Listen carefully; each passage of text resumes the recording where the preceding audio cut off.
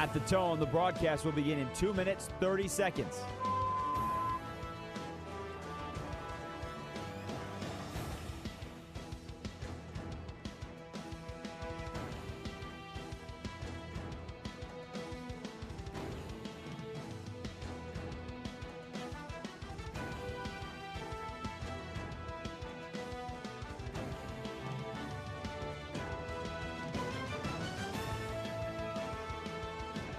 At the tone, the broadcast will begin in 2 minutes.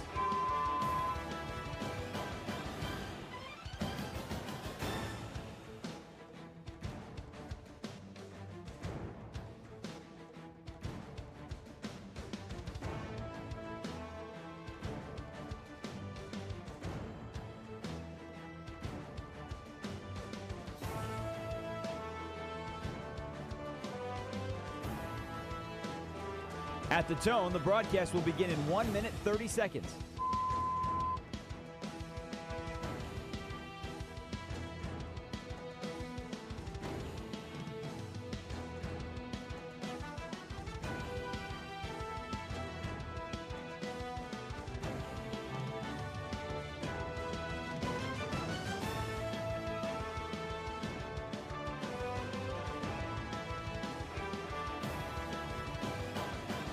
At the tone, the broadcast will begin in 1 minute.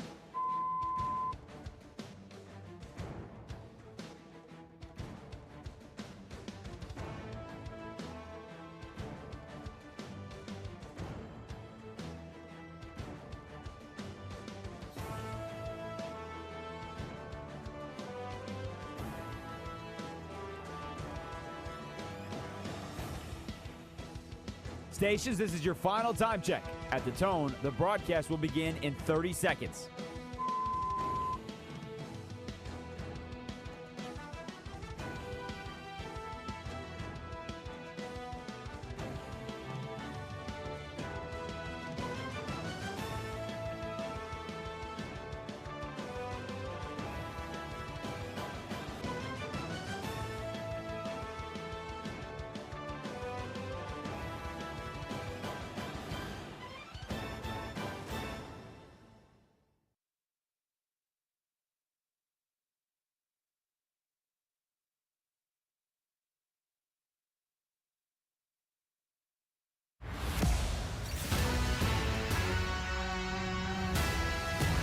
This is Bleck and Abdalla on Westwood One Sports.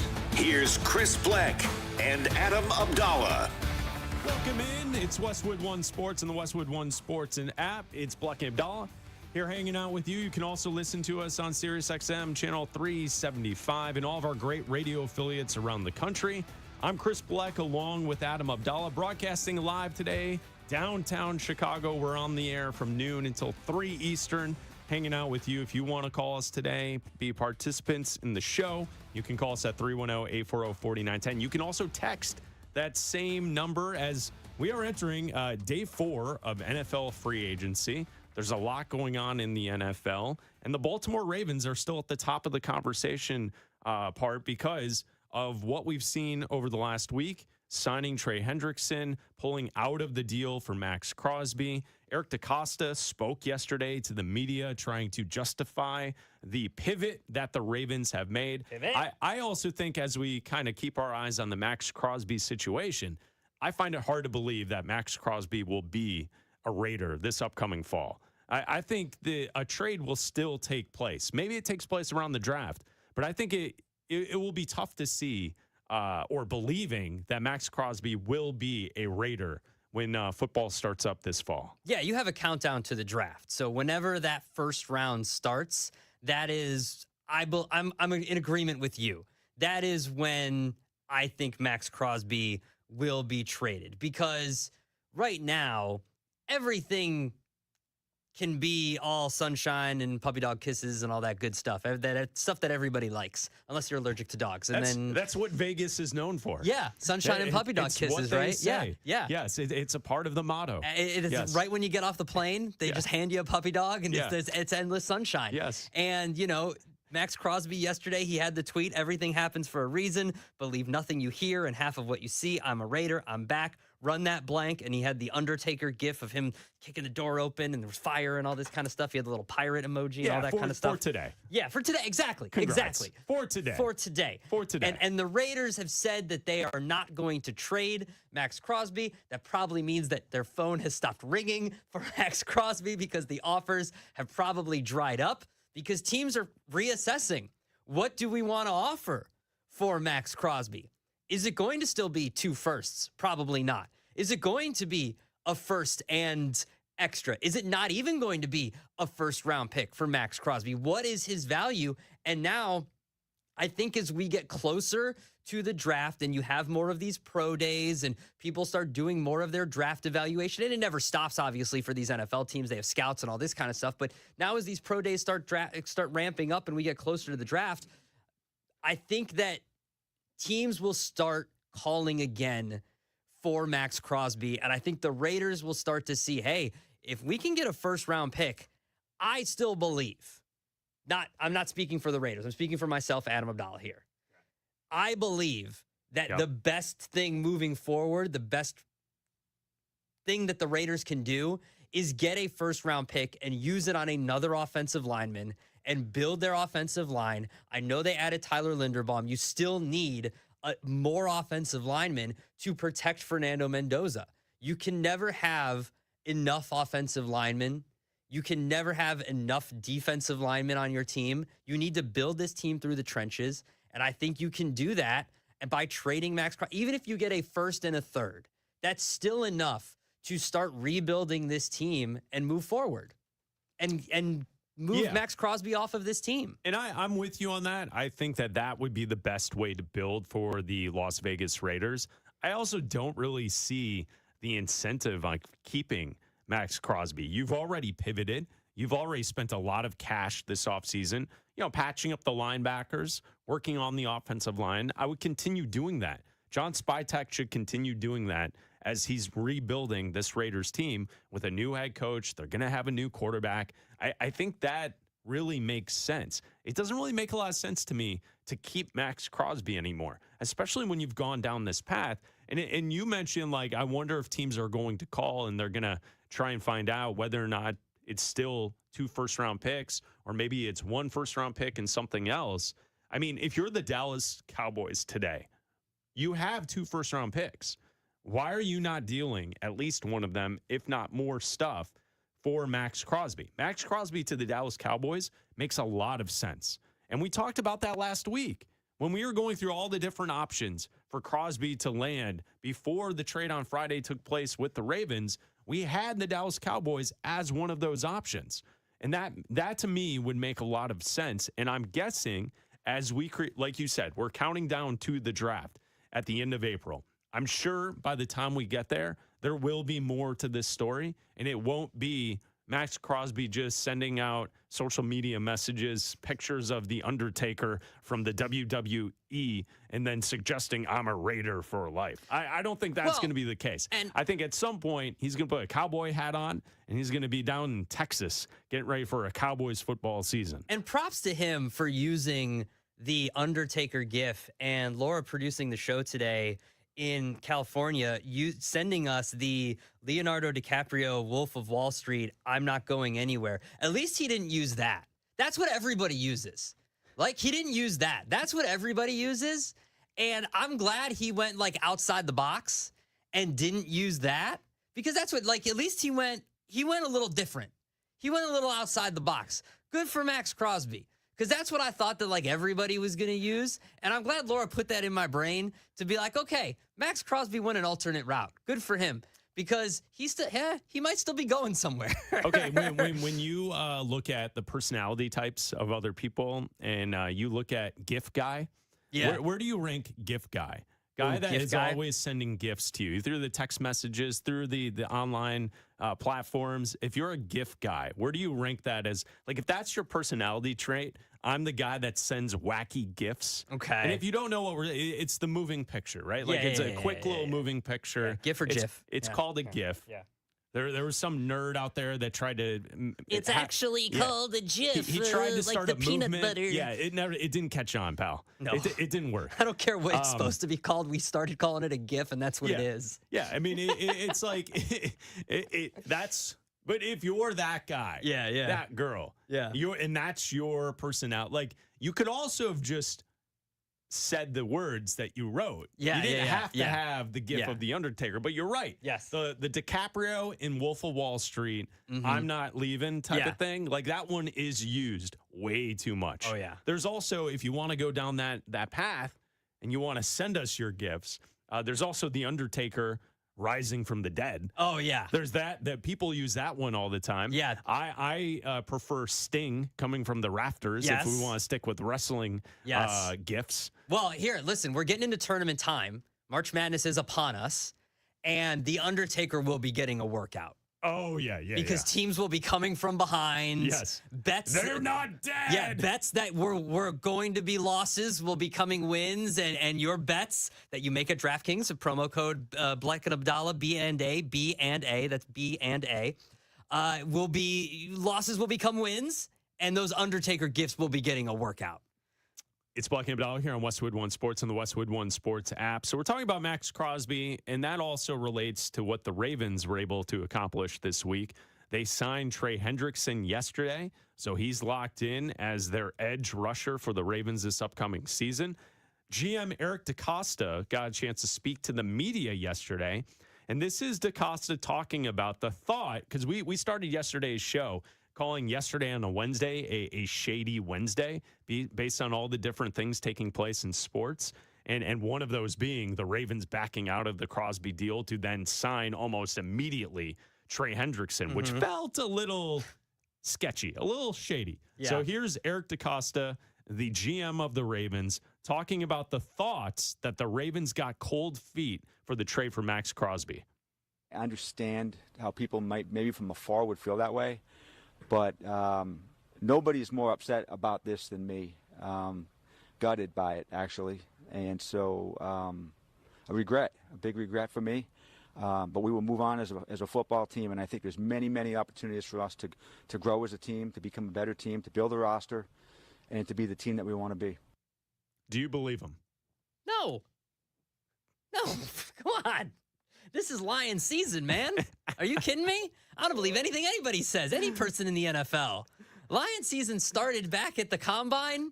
It started back, and that's when you started seeing the smoke, and like the Raiders were like, I don't know if we're going to draft Fernando Mendoza. I don't know. We might take a look at everything. No, you're drafting Fernando Mendoza. You're going to trade Max Crosby. I don't believe anything. Oh, we were going to try. No, I don't believe anything you're saying. I don't believe anything. Come on. Just like 2 weeks ago when you and I were like, yeah, you know where Kyler Murray's going to end up? It's going to be the Minnesota Vikings. And then days go by, weeks go by, and then there's stories yesterday that the Minnesota Vikings are talking to Kyler Murray today. You don't say. So that we'll address the Kyler stuff as we go along here until 3 Eastern on Bleck Abdalla. But I think you're right. Like, he's not going to say publicly, like, yeah, actually, when we got Max Crosby in the building, it was all a ruse. it was all so then we could land Trey Hendrickson.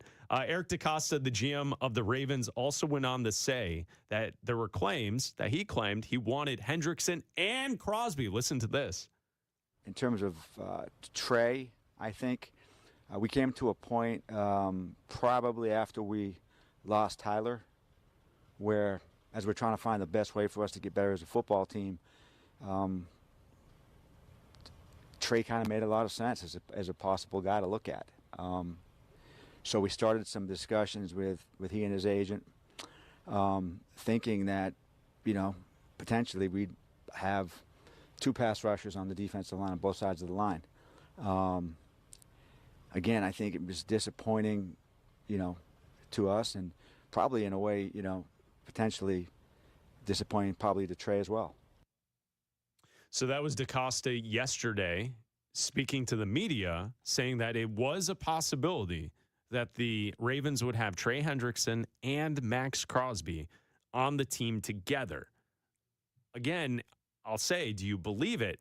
That actually sounded like that could have been a possibility. I actually believe the way that he lays that out there. I don't believe it. because we say the cap is a myth. The cap is a myth.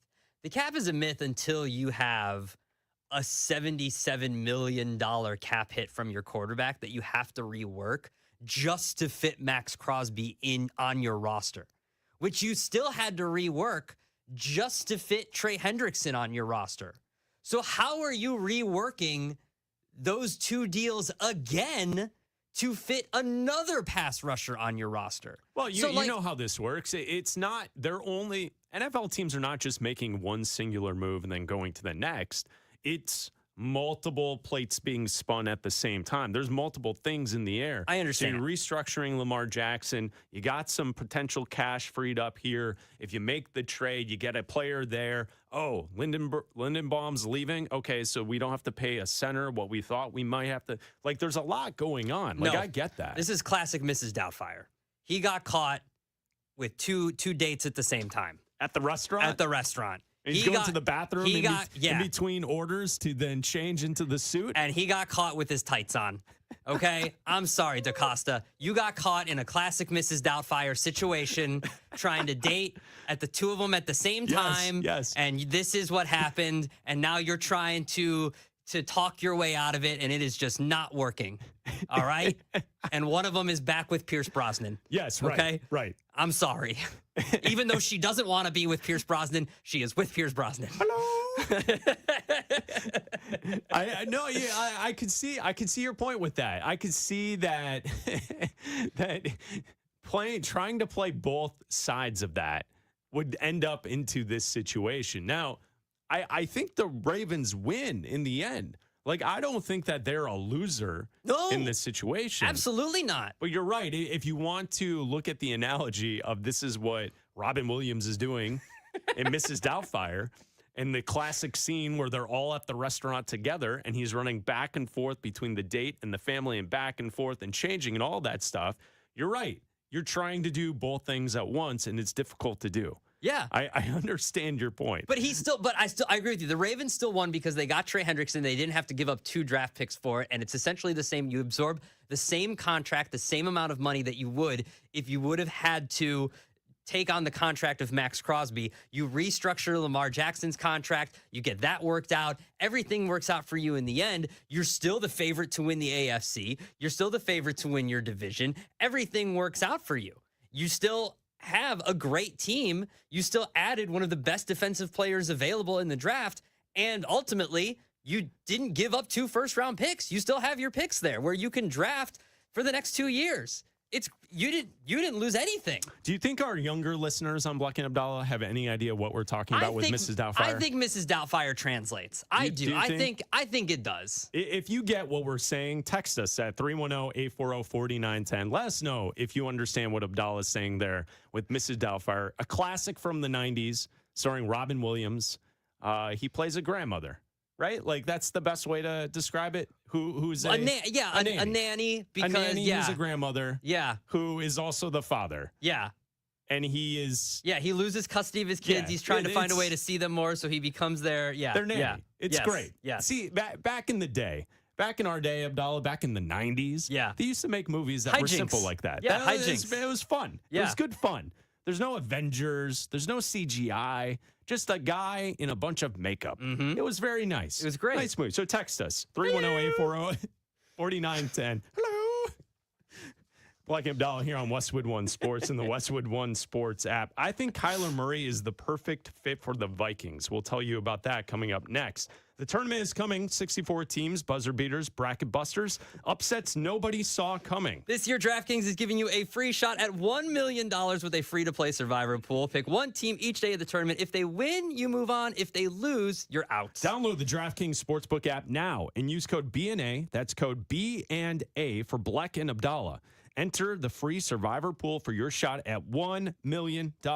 In partnership with DraftKings, the crown is yours. Gambling problem? Call 1-800-GAMBLER. In New York, call 877-8-HOPE-NY or text HOPE-NY at 467-369. In Connecticut, help is available for problem gambling. Call 888-789-7777 or visit ccpg.org. 21 plus, 18 plus in D.C., Kentucky, New Hampshire, and Wyoming. Eligibility restrictions apply. Void where prohibited. One free entry per customer. Must enter prior to tip-off. $1 million prize split if multiple winners. Terms dkng.co/mania survivor pool. No colleges or universities or the NCAA are affiliated with this promotion. Conference tournaments are happening now. Who's in? Who's out? And how should it impact your bracket? March Madness is upon us on your official home of the NCAA tournament. Westwood One Sports.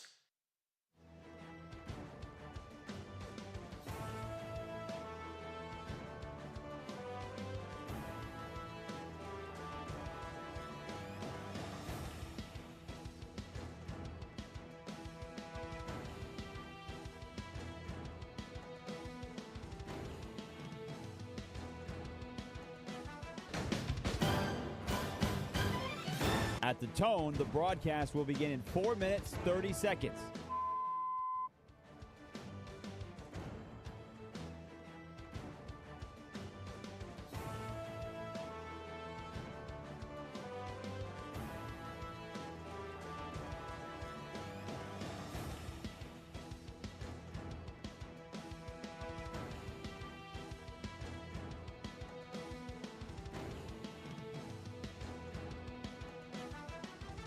At the tone, the broadcast will begin in 4 minutes.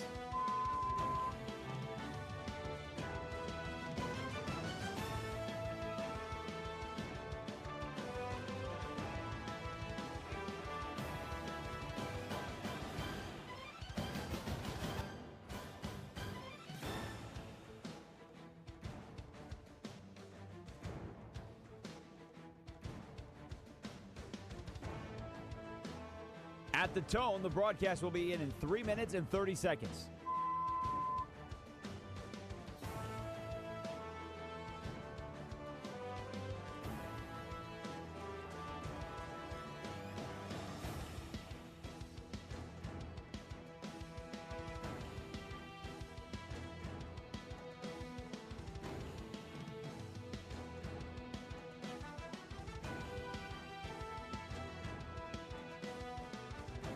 At the tone, the broadcast will begin in 3 minutes.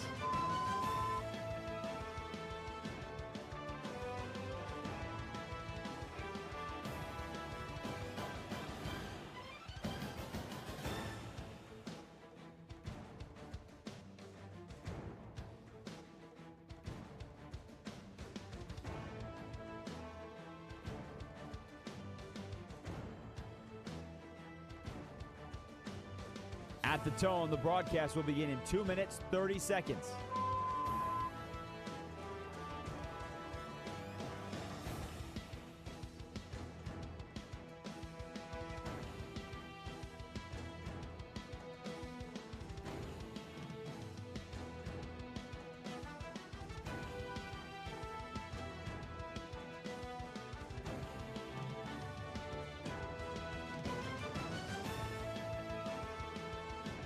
At the tone, the broadcast will begin in 2 minutes.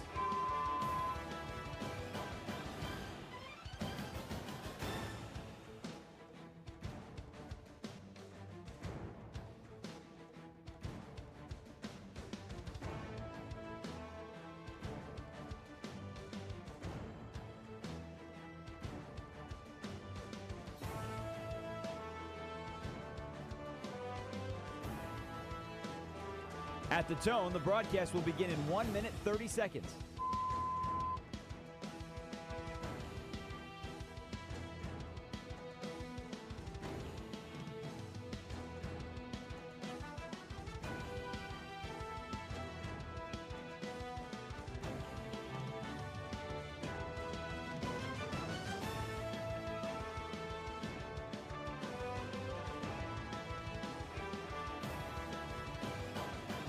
At the tone, the broadcast will begin in 1 minute.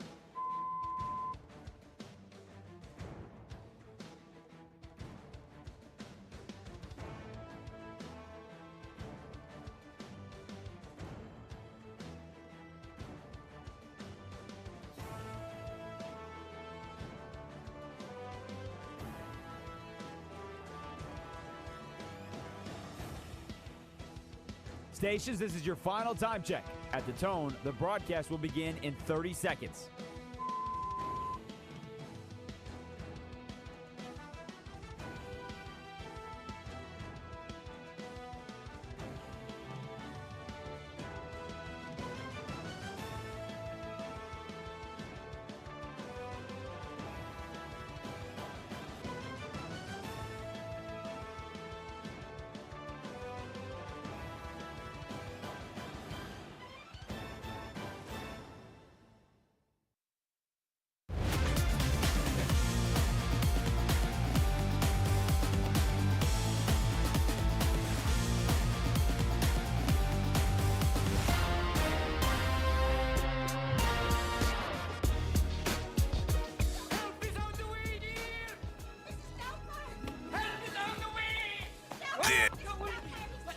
This is Bleck and Abdalla on Westwood One Sports. Here's Chris Bleck and Adam Abdalla.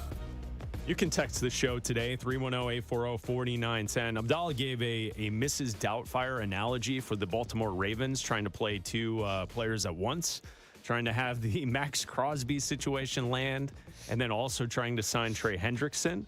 Javier from the 310 out in Los Angeles texts the show. He says, I love Mrs. Doubtfire, but wrong analogy, though. Because the NFL and free agency, you're allowed to talk to multiple suitors. It would be silly not to talk to multiple suitors at once.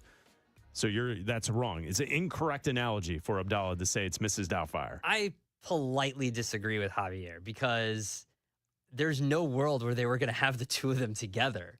And then going back on the trade and then instantly signing Trey Hendrickson.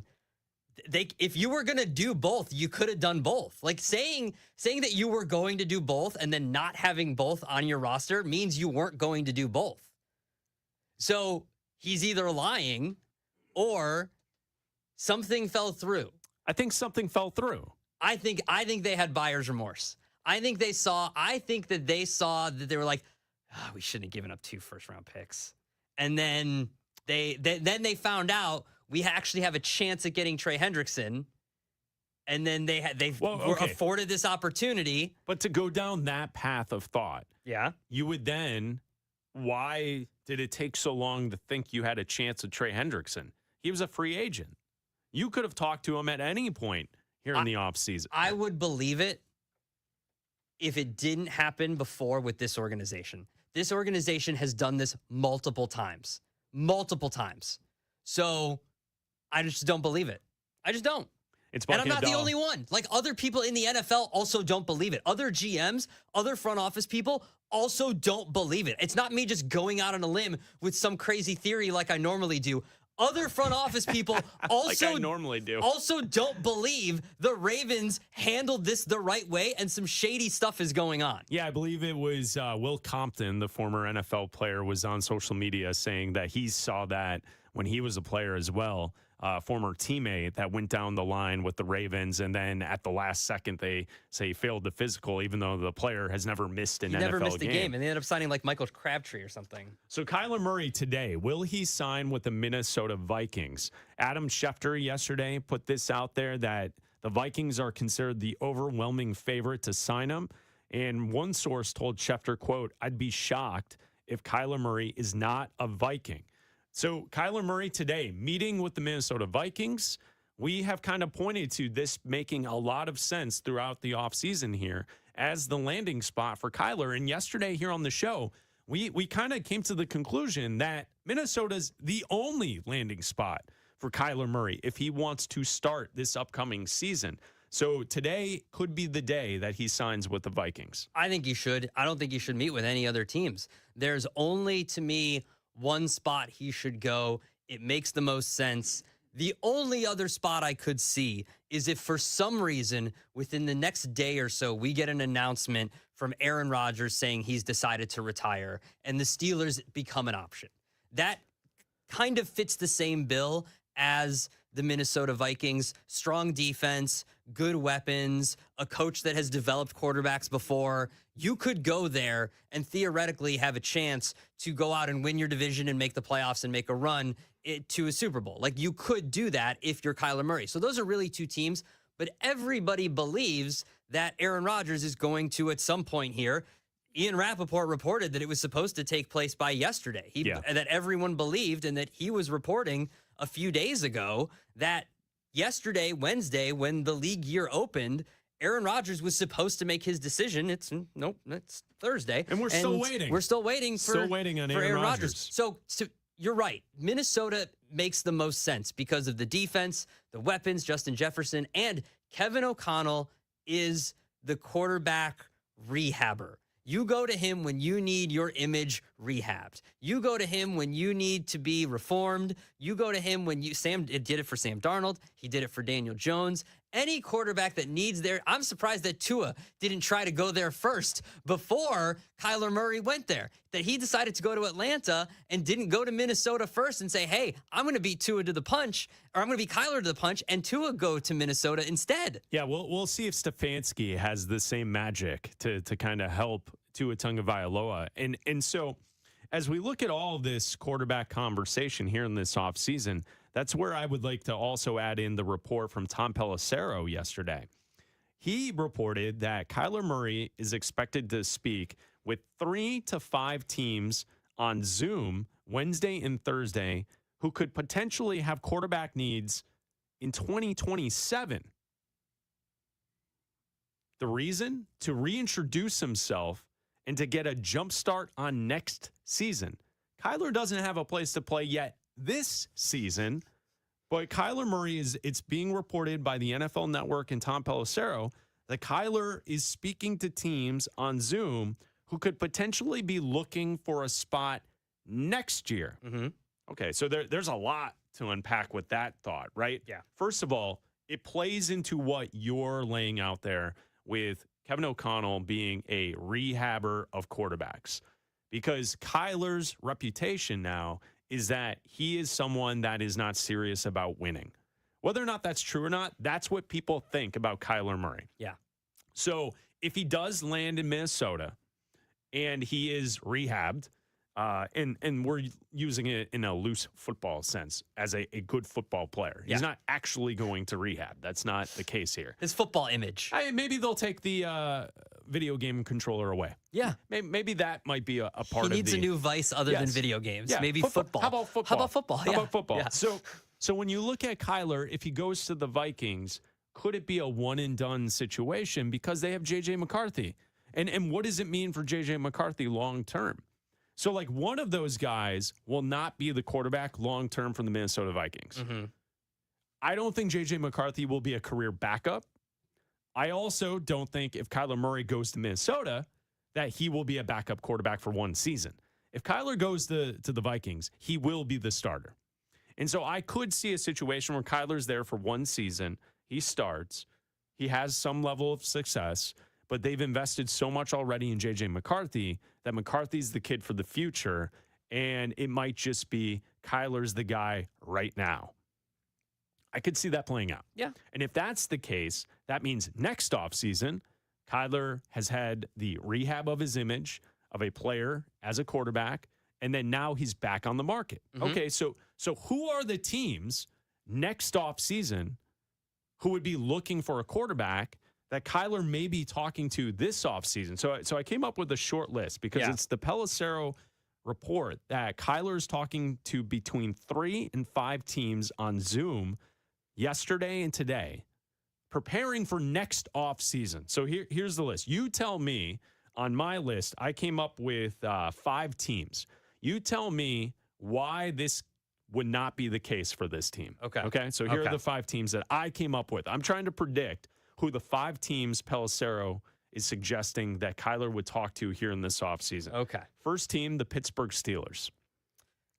There's not a reason there because, well, the only reason would be the Steelers would make sense, right? The Steelers would make sense unless for some reason Mike McCarthy drafts Ty Simpson this year, absolutely falls in love with Ty Simpson, and believes that Ty Simpson is going to be the next guy that he's going to develop into the next Aaron Rodgers or the next Dak Prescott. Meaning, I'm not comparing him to those quarterbacks, but he's going to develop him into the next franchise quarterback. Or Kyler picks the Vikings, and then for some reason Aaron Rodgers decides to retire. They have to go with the bad quarterback, and they're so bad that they end up drafting one of these really good quarterbacks next year, and the Steelers just rebuild with either Dante Moore or Arch Manning. I don't see that happening. They're just not that bad. So yeah, to go down the drafting Ty Simpson path that Abdalla mentioned, that would be either with the 21st pick in the first round, or they have the 53rd pick in the second round. Probably 53, yeah. 53 could make a lot of sense to go quarterback there. Yeah. But we also know by the time we get to the end of April in the NFL draft in Pittsburgh, teams get desperate. Mm-hmm. And quarterbacks start flying off the board, even though they're not supposed to be a first round or high second round pick. So, Yeah. all right. So Pittsburgh's the first team that came to mind. Second team that came to mind when I'm trying to figure out teams that Kyler Murray could be talking to this offseason who would be looking for a quarterback next offseason. The second team that came to mind, the Los Angeles Rams. The Rams are in the same situation, I think, as the Steelers. They could also... It does kind of feel like they're going year to year with Matthew Stafford. Yeah, but they could also do the same thing, and they're one of the teams that... I mean, I don't think they're going to do it now because they only have a very high pick in the first round, but they could do it in the second round and draft one of these quarterbacks high, Ty Simpson, and place him behind Matthew Stafford this year and have him learn under, McVay. And then next year, he's their starter. I don't know if he's going to be ready for that, but there's also no guarantee that Stafford's going to retire at the end of this year. What if Stafford says, I want to come back for a third year or another year, and then Ty Simpson can sit for 2 years, and then he's ready after his second year. You know what I mean? So, yeah, it makes sense. I'm just saying that this could be the way that he doesn't go. Yeah, the Rams don't have a first-round pick this year. Their first pick in the draft would be the 29th pick of the second round, number 61. So I would find it hard to believe that the Rams are taking a quarterback at that point in the draft. Okay, so the Rams, because they're going year to year with Stafford. Mm-hmm. Next team on my list, the New York Jets, because the Jets have a collection of kind of guys, with Geno Smith there now, you're kind of going year to year with that as well. Mm-hmm. That's the one, because also if Aaron Glenn is being told, be bad this year, and we're going to draft someone, that's why you signed Geno Smith. But also, hey, if Geno Smith works out, good, we're still going to draft someone. And if not, maybe we'll sign Kyler Murray. Maybe not. We'll still draft someone and sign Kyler Murray. So the Jets make perfect sense. That's the first team I thought of. All right, two other teams I have here on the list for you. The Atlanta Falcons. They have Michael Penix Jr. He's been injured a bunch. And then they also signed Tua Tagovailoa to a one-year deal. Mm-hmm. I feel like that's all flimsy. I don't think that there's really a solid long-term answer there for the Falcons. No, because you're getting toward like fifth-year option time, extension time. If Penix can't stay healthy, if Tua's not the answer, if Kyler Murray rehabs his image, football-wise, then you go to the Falcons. I feel like we have to make that. I know, but that's what it is, right? Clarification. But also no. Because the image around Kyler Murray is that he doesn't care and spends most of his time playing Call of Duty. That's what it is. No, it is. When you say Kyler Murray to someone, they think he spends all of his time playing Call of Duty. It was in his contract that he had to spend time on the iPad. So, I know. I agree with you. Maybe I don't need to clarify rehab his image, because that's his image. So I don't need to clarify it.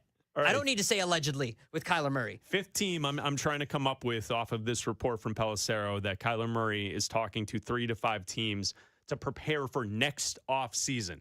Dark horse team. Here we go. Dark horse. I like this one. This is a good. I think you're going to enjoy this one. The Houston Texans. Ooh, I like it. CJ Stroud will be a free agent in 2027. Yeah, and they have a decision to make. Yes, they do. Could it be the Houston Texans as a team to send a little flyer out there and see, what are the plans here long term with CJ Stroud? Could Kyler be possibly talking to the Texans this offseason, preparing for next offseason? I think if that came out, that would very much light a fire under CJ Stroud this season. But I think that he knows that he has to perform. Otherwise, he's going to be released. And, it's extension talk time. It's fifth-year option talk time with him.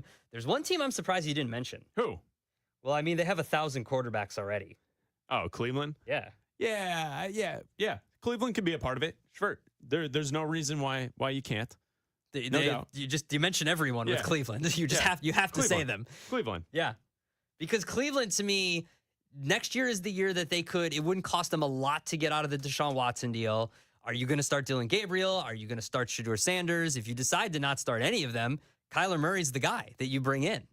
And then you make Shedeur the backup Dylan Gabriel, any of these guys you can release because Shedeur was drafted so late. You're not costing you any money. You can just release him at that point. Dylan Gabriel, you could do the same thing too. You could completely start over with a completely different quarterback room next year in Cleveland. And what will it mean for the Minnesota Vikings? Justin Jefferson is one of the best wide receivers in all of football. Could he be even better with a better quarterback? We will hear from Justin Jefferson coming up next. This exact time last year, the Seahawks signed their eventual Super Bowl winning QB, Sam Darnold. Which free agent signing could make the same impact? We'll tell you about the NFL moves you need to know. Westwood One Sports.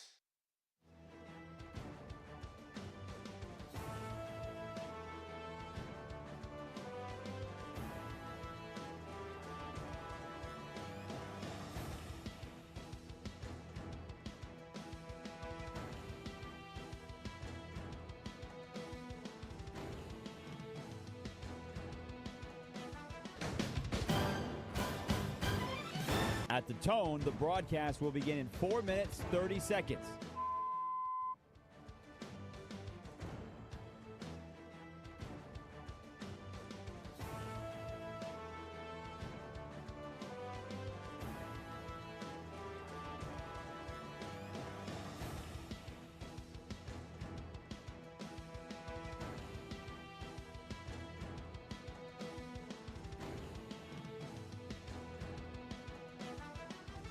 At the tone, the broadcast will begin in 4 minutes.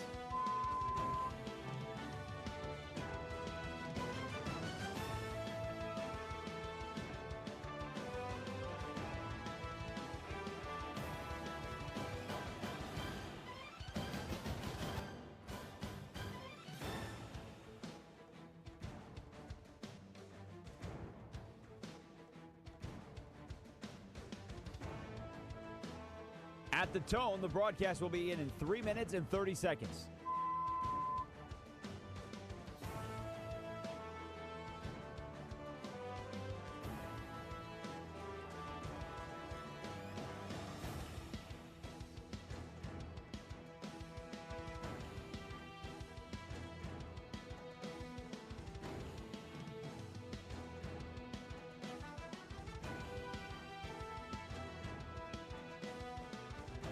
At the tone, the broadcast will begin in 3 minutes.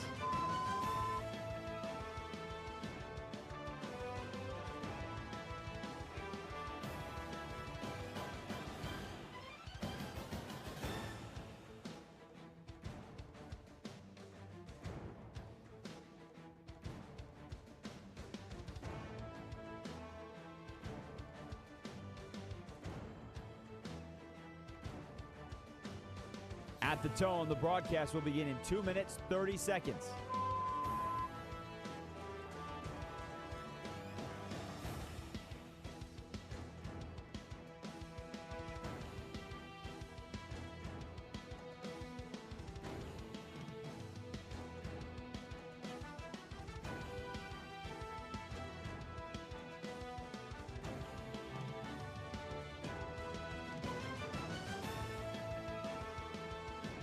At the tone, the broadcast will begin in 2 minutes.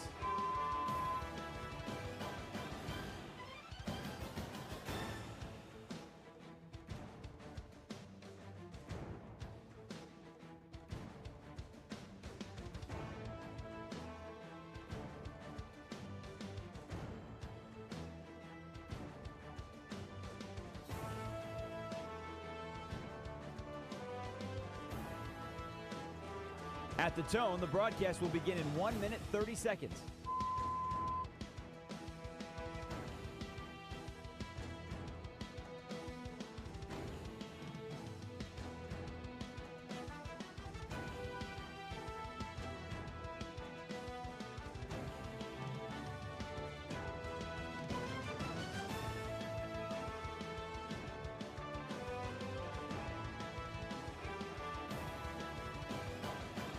At the tone, the broadcast will begin in 1 minute.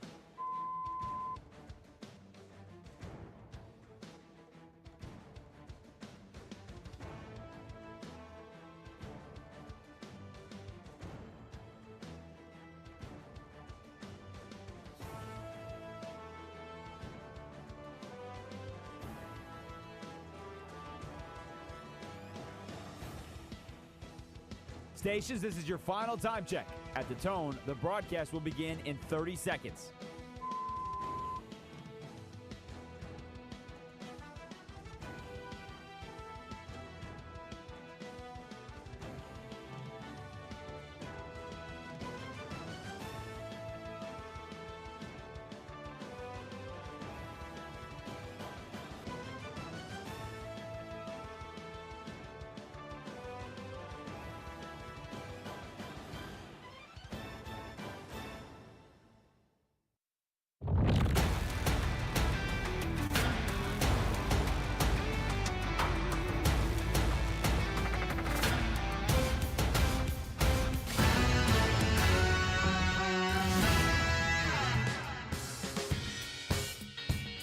This is Bleck and Abdalla on Westwood One Sports. Here's Chris Bleck and Adam Abdalla.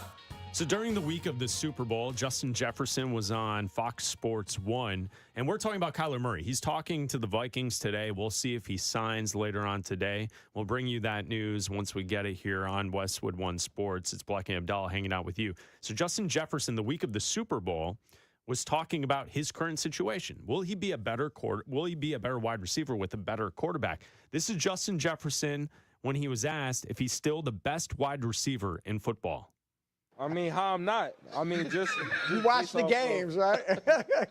Just based off the quarter. I mean, you know, a lot of people base it off of the quarterback play and, you know, just different things that really go into, you know, my position. Obviously, I got to, you know, rely on and, you know, I got to depend on a lot of people in order for me to get that ball. So, you know, if I don't have, you know, an elite, elite position or elite quarterback that's throwing me the ball the entire year, then it's a little bit difficult to be in those conversations. Having a young quarterback that's still learning the game and still learning his potential in his league, you know, you kind of have those difficult seasons, which I had this past year. So I still think that I'm still number one. I still think that no one in this league can cover me man to man. That's without a doubt. So, you know, my confidence level will always be high, and I always will feel that I'm number one in my eyes. That was Justin Jefferson the week of the Super Bowl on FS1. I would say this. He was, there was a lot of traffic in front of him, and he found a way through. Yeah. He found a way through. Like, there were a couple of landmines there where he almost completely threw J.J. McCarthy under the bus, but he found his way through with that answer. To be fair, the quarterbacks throwing to him were J.J. McCarthy and Max Brosmer last year. He had 2 touchdowns and 1,048 yards. Justin Jefferson ain't wrong. No. He's not wrong. He is not wrong, and I feel like he gave the most diplomatic answer that he could. But, like, he walked it up to the line where he wanted to be like, you guys have seen the quarterback play, right? Like, I had 2 touchdowns last year. Come on, guys. Justin Jefferson continued on FS1 talking about what if Sam Darnold stayed with the Vikings. I mean, everyone knows the difficulty of the quarterback position this year, of how we was dealt it. But of course, you know, having a quarterback that's already had the season under his belt with us, knew the plays, knew the playbook, knew the players, you know, of course, throwing to me, Jordan Addison, TJ Hawkinson, all of these guys. I definitely felt like we would have done better. But, you know, it is what it is. You know, it's on to new and better things. But I'm definitely happy and proud for him that he was able to reach it this year. Knew the players, knew the plays, knew the playbook. That is a direct shot at J.J. McCarthy. The it is what it is always not the best for your quarterback. Yeah. Right there. And look, it is what it is. He's not wrong. And their now former GM, Kwesi Adolfo-Mensah, lost his job because Sam Darnold went to a Super Bowl and Daniel Jones started the season as one of the best quarterbacks in the NFL, and the Colts were one of the best offenses in the NFL because he didn't even play a game for the Minnesota Vikings, but was there in the rehab facility with Kevin O'Connell and left and was instantly so much better when he went to the Indianapolis Colts, and they let him leave, and they still had J.J. McCarthy, who at one point during the season had more turnovers than he did touchdowns, which isn't good. Last I checked. No, it's not. No, it's not. And I think Minnesota, they have a chance to be a good team. And we look at the NFC North, and we knew heading into last season that it was going to be a very tough division. I think most people kind of thought that the three teams that could make the playoffs in the NFC North last season, it was Detroit, Green Bay, and Minnesota. Chicago surprised people. Now, as we move that forward, I think all four teams should be in the mix, assuming what we're hearing in the reports that Kyler Murray is talking to the Vikings today. It seems like the most logical destination for Kyler, the most logical thing for the Vikings to do in this offseason. And if that's the case, I could see this being the best division in football next season. And that's, that's looking at taking into consideration the NFC West as well, where you had the Super Bowl champion and you also had the Rams and the 49ers, who were great teams last season. The Cardinals are not on that caliber, and that's why I think you could see the NFC North being the best division in football next year. Well, they were last year because you had three teams that had 9 wins, and the Bears had 11 wins. And like you said, the Cardinals, despite the Seahawks having 14, the Rams having 12, the 49ers having 12, the Cardinals only had 3 wins. So when you have 3 teams having 9 wins, it's the best division in football. And if you look at the odds now on DraftKings, the odds to win the NFC North, the Lions are at plus 175, the Packers are at plus 185, the Bears are plus 330, and the Vikings are at plus 600. So they're not like that far off. I think if you add Kyler Murray, I don't know how much that changes. I don't know if that's baked into the line already. Their win total is at 8.5. So they still are projected to win around 9 games, 8-9 games. So they're not expected to fall off that much. I think Kyler Murray obviously gives them a better chance. I think he's more talented than J.J. McCarthy. I think that Justin Jefferson would be a lot happier. He might not know the playbook right now, but I think he's got a lot more talent than J.J. McCarthy. And I think if he comes in with that offensive line, with those weapons, with that defense, it gives the Vikings a much better chance in the NFC North. I think when we're comparing all of the different divisions, the way you have to do it, you don't look at the top team. You got to look at the bottom feeder of each division because you could tell me that a division like the AFC East could be a good division because you got 2 teams that won over 12 games. Yeah, 12 game winner in the Bills, and the Patriots got to the Super Bowl 14 wins, except there's 2 teams that stink in that division, Miami and the Jets. And so the same goes for the AFC North. The Cleveland Browns are in the AFC North. They're not going to be good next season. They're not going to. Todd Monken is not surprising anyone.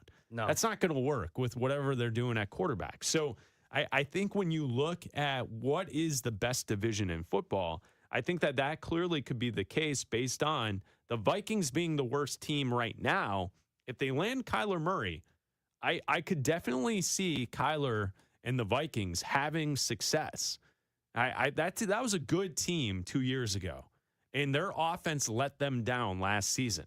It's Bleck Abdalla here on Westwood One Sports and the Westwood One Sports app, sponsored by Progressive Commercial Insurance, protecting small businesses with affordable coverage options. Quote today at progressivecommercial.com.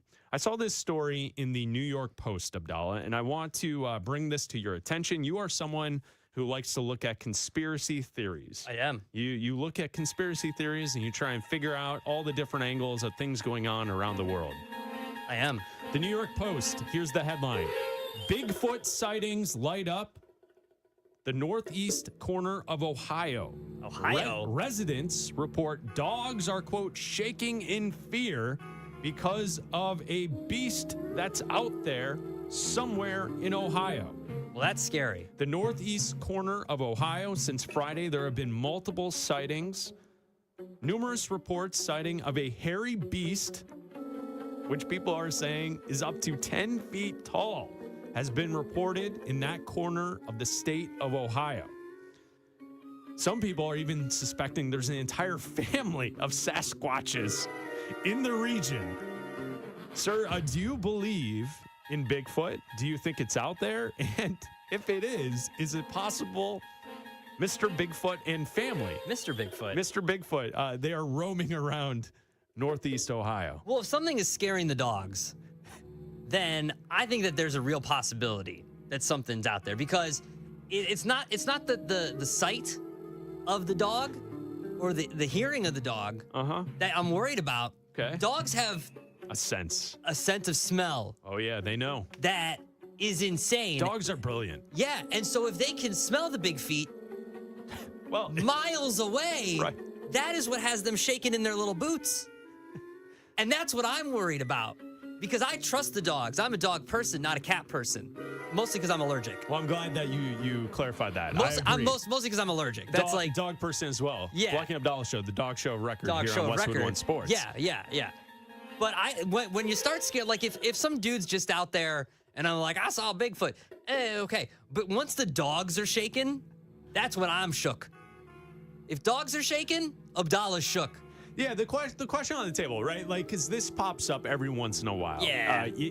I would believe this in the great state of Washington, right? Like the Pacific Northwest. Mm-hmm. I would believe that there is possibly a Sasquatch There's a roaming lot around. of trees. Like Raj Sharon producing the show out of Denver every day. If there was a Bigfoot in his backyard, I would believe that. Mountain area. Because it's the mountains, it's the trees, there's places to hide.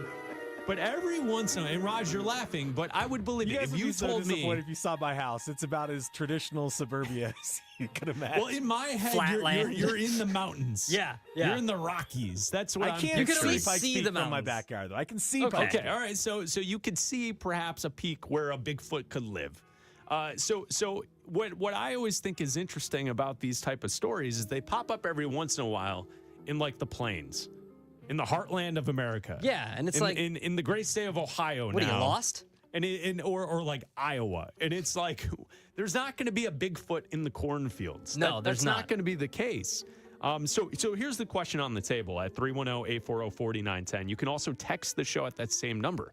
Do you believe in Bigfoot? Do you have you- believe that things like this exist? Yeah, I do. Or have you seen one? Well, I've never seen one, and I don't think that. Why not? What do you mean? Why not? I don't go searching for Bigfoots. No, I'm not saying you haven't gone. Why don't you believe that they're out there?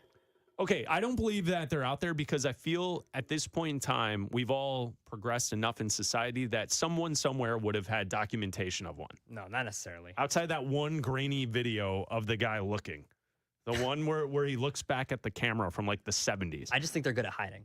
It's Bleck Abdalla. We will update you the latest in NFL free agency next here on Westwood One Sports. This is Westwood One Sports.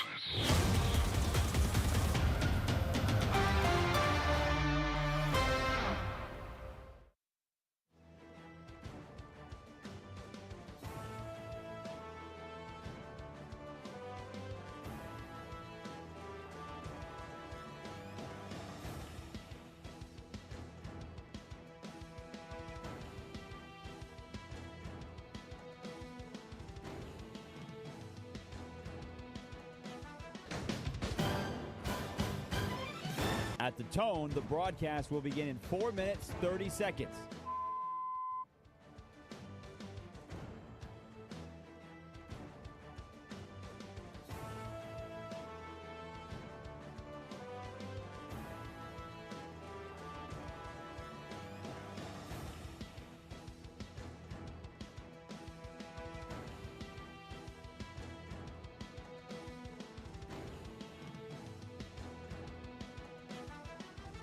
At the tone, the broadcast will begin in 4 minutes.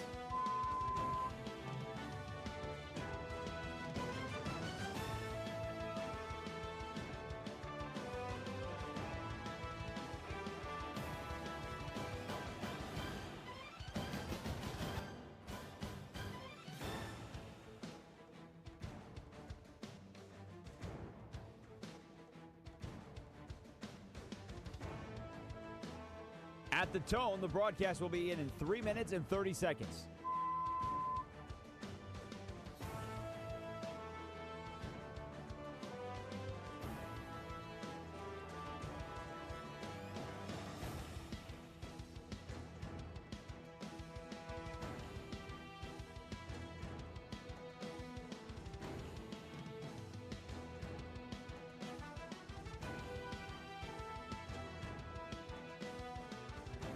At the tone, the broadcast will begin in 3 minutes.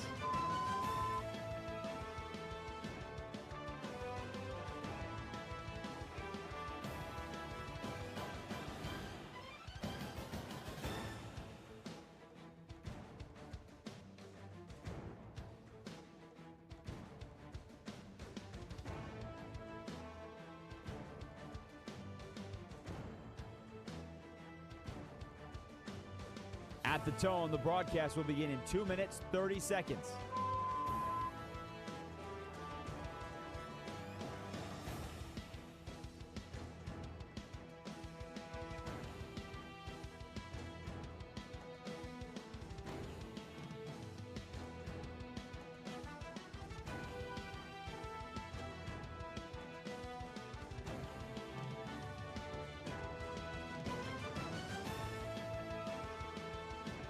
At the tone, the broadcast will begin in 2 minutes.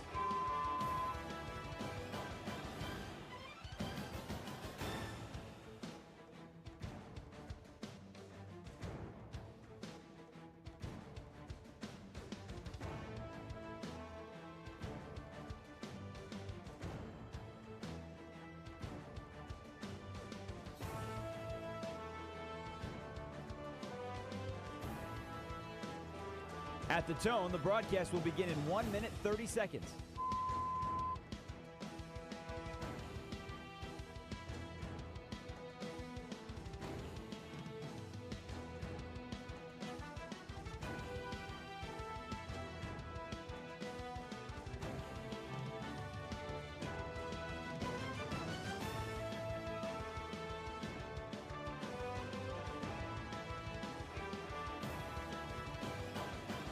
At the tone, the broadcast will begin in 1 minute.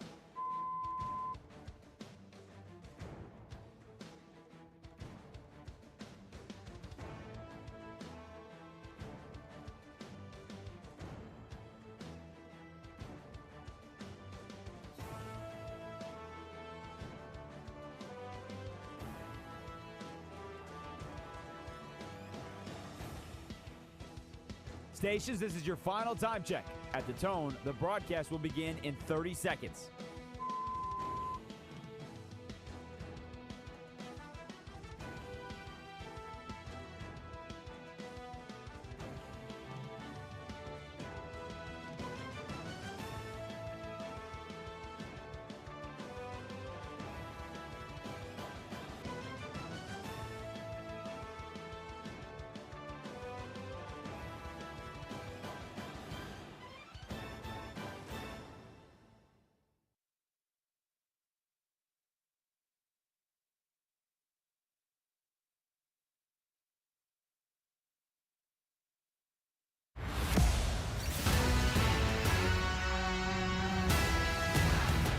This is Bleck and Abdalla on Westwood One Sports.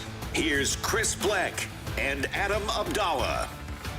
Welcome in to Bleck and Abdalla here on Westwood One Sports and the Westwood One Sports app. I'm Chris Bleck along with Adam Abdalla. You can also listen to us on Sirius XM channel 375 and all of our great radio affiliates around the country. We're on the air until 3 Eastern, hanging out with you. If you want to call the show today, you can call us at 310-840-4910. You can also text that same number 5 minutes ago.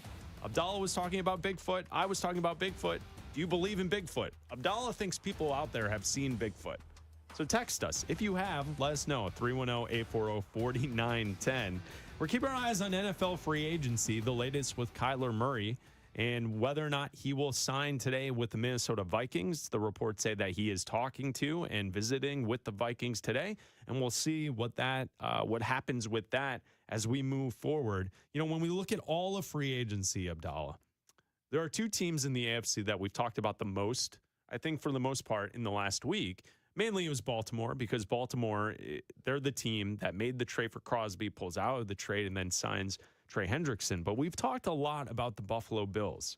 The Buffalo Bills signing Bradley Chubb, who officially was released by the Dolphins, and then also signs a 3-year, $43.5 million deal to return to Buffalo.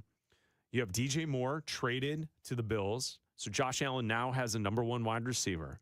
And the Bills also fired their head coach at the end of the season, Sean McDermott, and they elevate Joe Brady to head coach.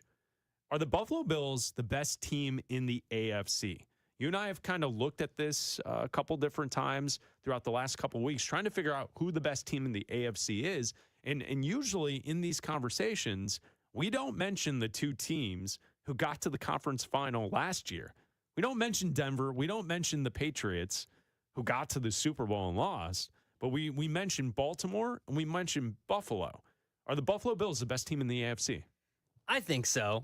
I think that despite the additions that Baltimore has made, predominantly the Trey Hendrickson addition, we don't know what he's going to look like. He only played 7 games last year. He's coming off that core and that hip injury. And 2 years before that, he had 17 and a half sacks each of those years. Is he going to go back to having 17 or 15 sacks? Like, if he does, then amazing. That's great for them. But I still go back to who is the better quarterback. And for my money, the best quarterback in the NFL is still Josh Allen.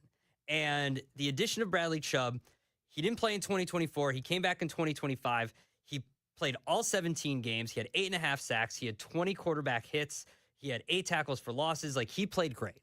And I think when you add that to that defense, I think when you add DJ Moore, he's got a number 1 wide receiver who we saw here in Chicago as we're broadcasting out of Chicago as Bears fans. We saw at times had the disconnect with Caleb Williams, but towards the end of the season was the reason that they won games, especially at the end of games, was also the reason that they may have lost that game against the Rams in the playoffs, but had great catches and is a yards after the catch machine and will be very good, I think, for the Buffalo Bills. I keep going back to if we come down to it in the AFC Championship game and you've got the Buffalo Bills and the Baltimore Ravens and the game's on the line, final 2 minutes, final 3 minutes, who do you want to have the ball? Who do you want to give the ball to in those final minutes? I still want Josh Allen to have the football. I think he had a horrible game against the Broncos. And Sean McDermott should not have lost his job because of that. He probably should have lost his job, but not for the reasons of that game, right? Like the reasons that ownership gave were bad, but it was time for the Bills to move on from Sean McDermott. But they said it was because of that game. Sean McDermott didn't throw all those interceptions. He didn't turn the ball over 20 times in that game. It was probably time to move on. But the reasons that they gave was we went in. If they would have won that game, we wouldn't be sitting here. They lost that game. We didn't go to an AFC Championship game. So now Sean McDermott's out. Joe Brady's in. That's incorrect. That's incorrect logic. We'll see how that works, though. Exactly. Because that's the way they can go, and they can use McDermott as a scapegoat. And they can blame him for the lack of success, but he's won a lot in Baltimore. So, I mean, in Buffalo. And to assume that Joe Brady is just going to have a much higher level of success, like that's the one thing with the 2 coaching changes of these 2 teams that we're talking about being the best 2 teams in the AFC. You don't get a lot of time. It's not a lot of runway to figure this out as a first-time head coach for Joe Brady or for Jesse Minter. Both stepping into roles with teams with the Ravens and the Bills that are expected to compete for a championship in year 1. Sometimes that works. I mean, Mike Vrabel was able to do it. I think the difference is obvious. Mike Vrabel had credentials. Mm-hmm. He had success in Tennessee. These are 2 first-time head coaches who are now going to be scrutinized at a level where it's not, you don't take a step back to then reload. We are talking today on March 12th as the Buffalo Bills are a Super Bowl contending team. And I would say the same goes for the Baltimore Ravens. So that sets the bar really high for a first-time head coach to step in, which, okay, if that's the way Buffalo wants to handle their business, then they may be disappointed at the end of the season. But I think when we're looking at the question, are the Buffalo Bills the best team in the AFC right now? I do like the moves that they've made. You know, Bradley Chubb, being able to just sign Bradley Chubb to add to the defensive line is a smart move. I think the trade for DJ Moore could work out for 1 year. I think for the value of his contract, I think the Chicago Bears won that deal, getting a second-round pick back. With that said, Josh Allen needed a number 1 wide receiver he can rely on. Mm-hmm. And DJ Moore will be that. And they can use him all over the field, and he'll probably have a really good season next year with Josh Allen throwing him the football.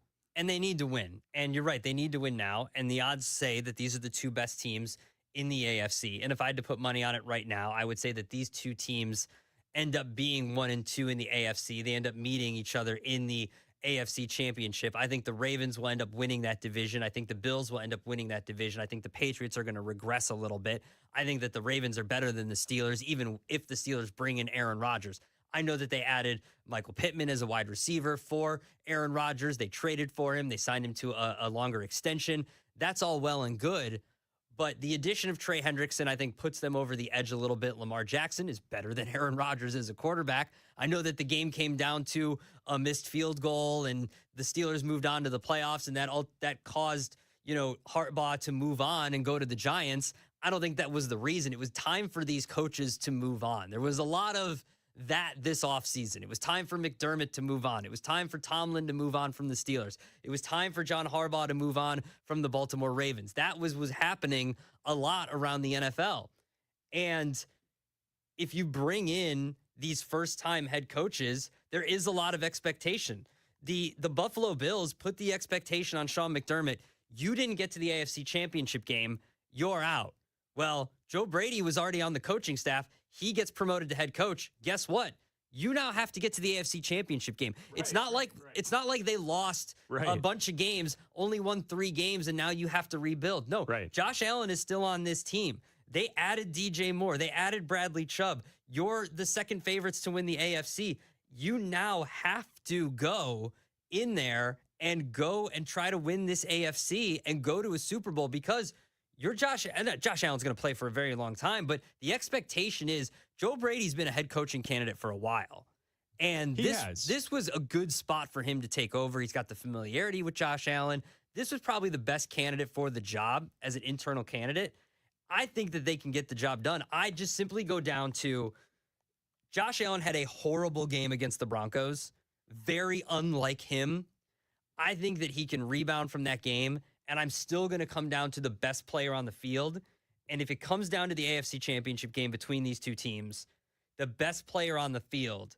Now, look, if we're debating between the Broncos and the Bills, we're going to be talking about, okay, head coaching advantage. Sean Payton has the head coaching advantage because he's been doing this for a ton of years. He's won before. Joe Brady, this is his first year doing it. But again, I'm going to say, best player on the field is going to be Josh Allen over Bo Nix. Like, if at the end of the game, who am I going to want? I know I saw this game last year and who ended up winning the game last year, but I'm still going to go with my gut, and my gut says Josh Allen is the better quarterback and the best player on the field.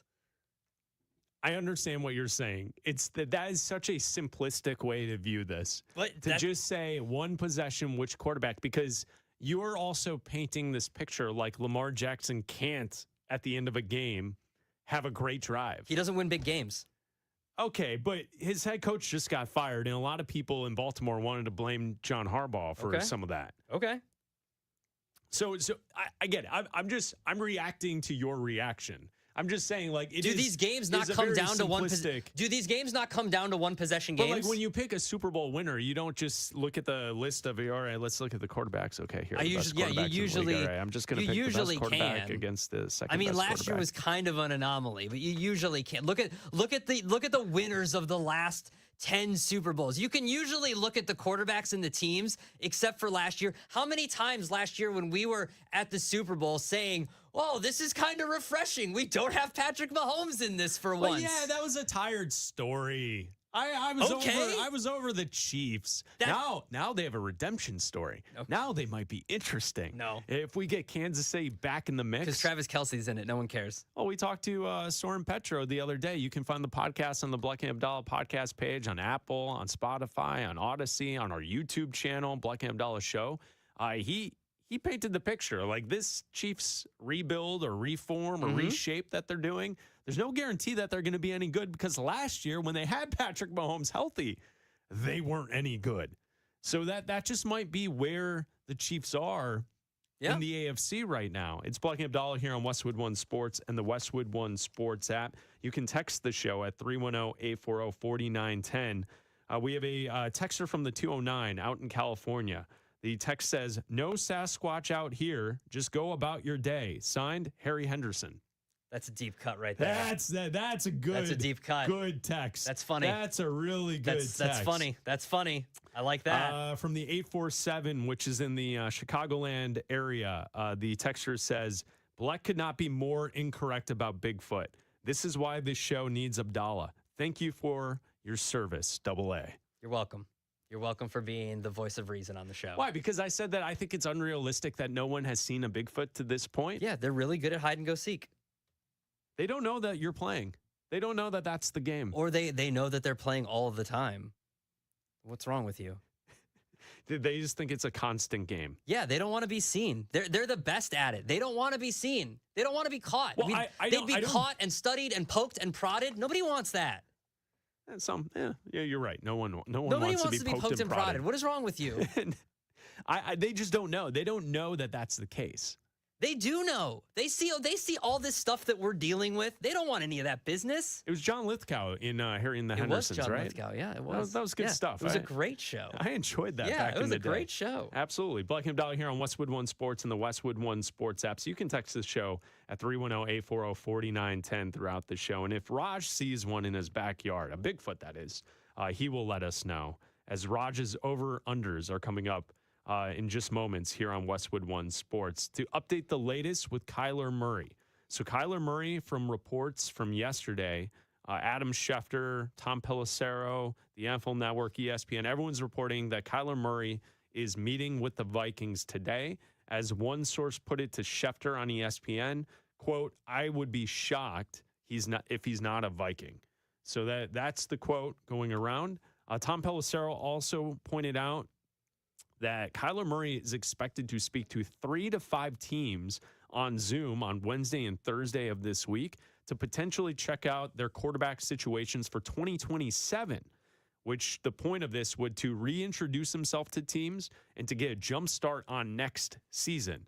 Abdalla and I looking at this Kyler Murray kind of watch that we've been on for the last couple of days. I mean, he's the big name now, right? Like there's no one else who is a big name in the NFL that we're waiting to make a move. And there's not a lot of spots for Kyler to land.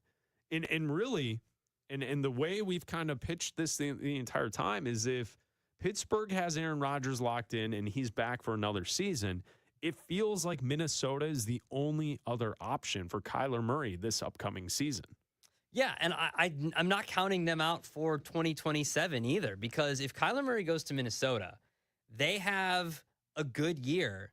Let's say they win the division or they're a wild card team and they go on a run and they make it to the NFC Championship game. Why are they making the same mistake that they've done before?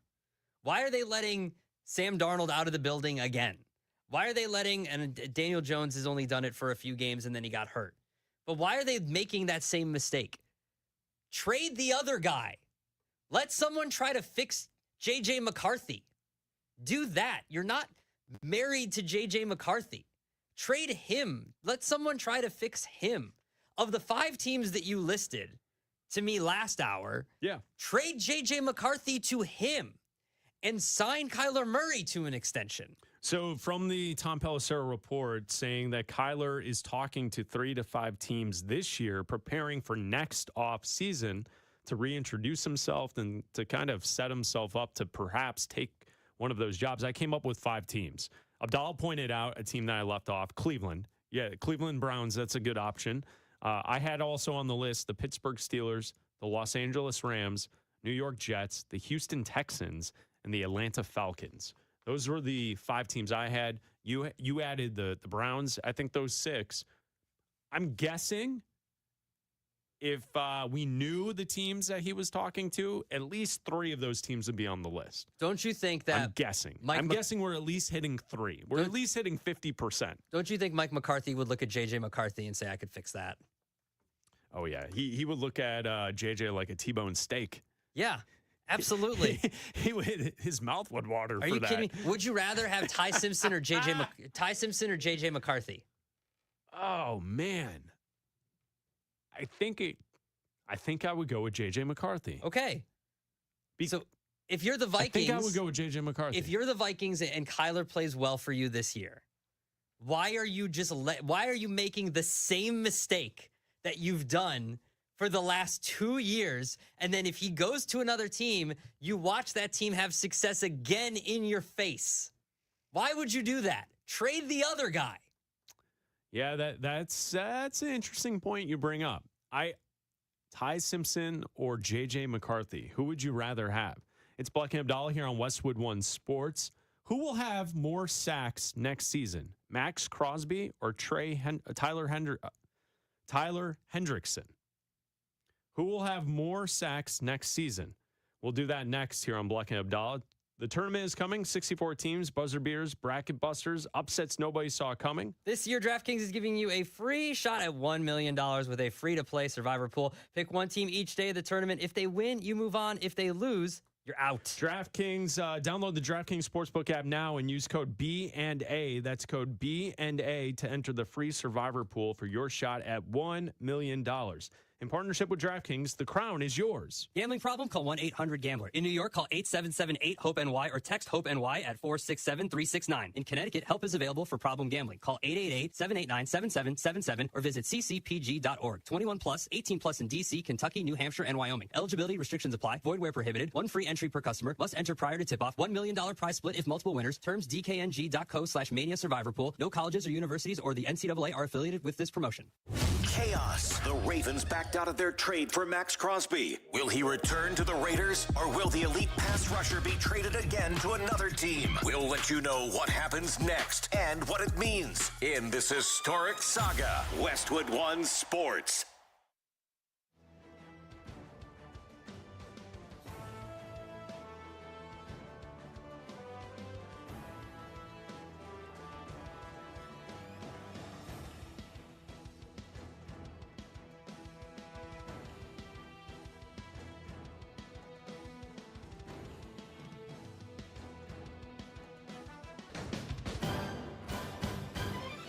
At the tone, the broadcast will begin in 4 minutes, 30 seconds.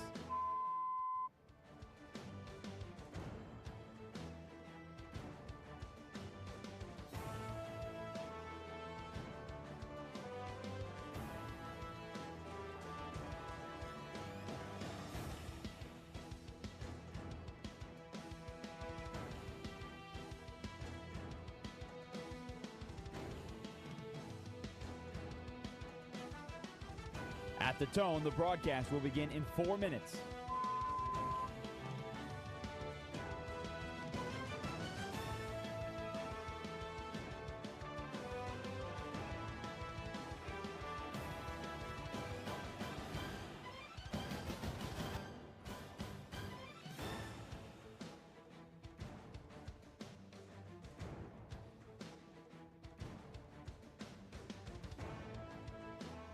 At the tone, the broadcast will begin in 3 minutes and 30 seconds.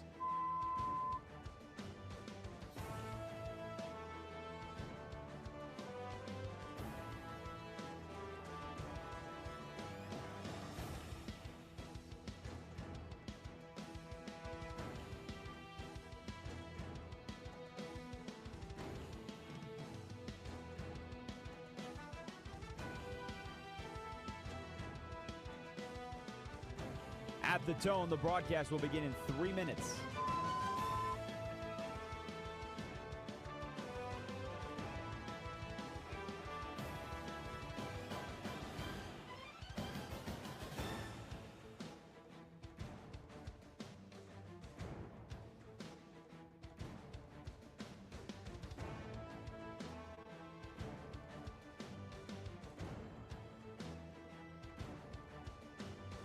At the tone, the broadcast will begin in 2 minutes, 30 seconds.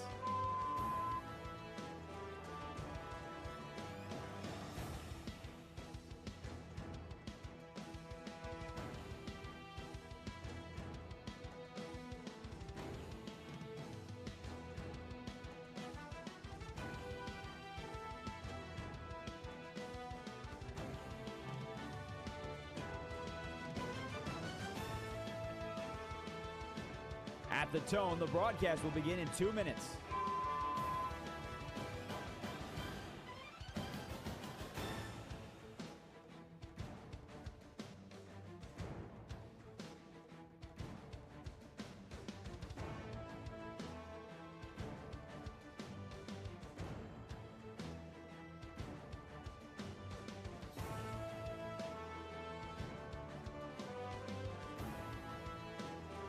At the tone, the broadcast will begin in 1 minute, 30 seconds.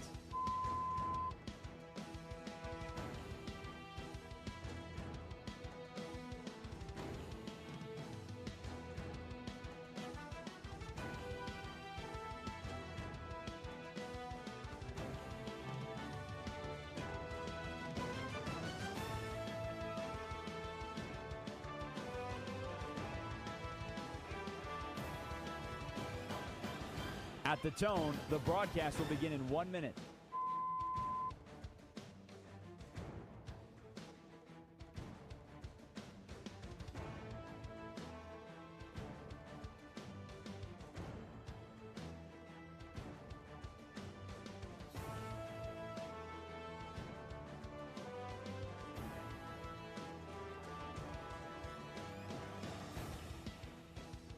Stations, this is your final time check. At the tone, the broadcast will begin in 30 seconds.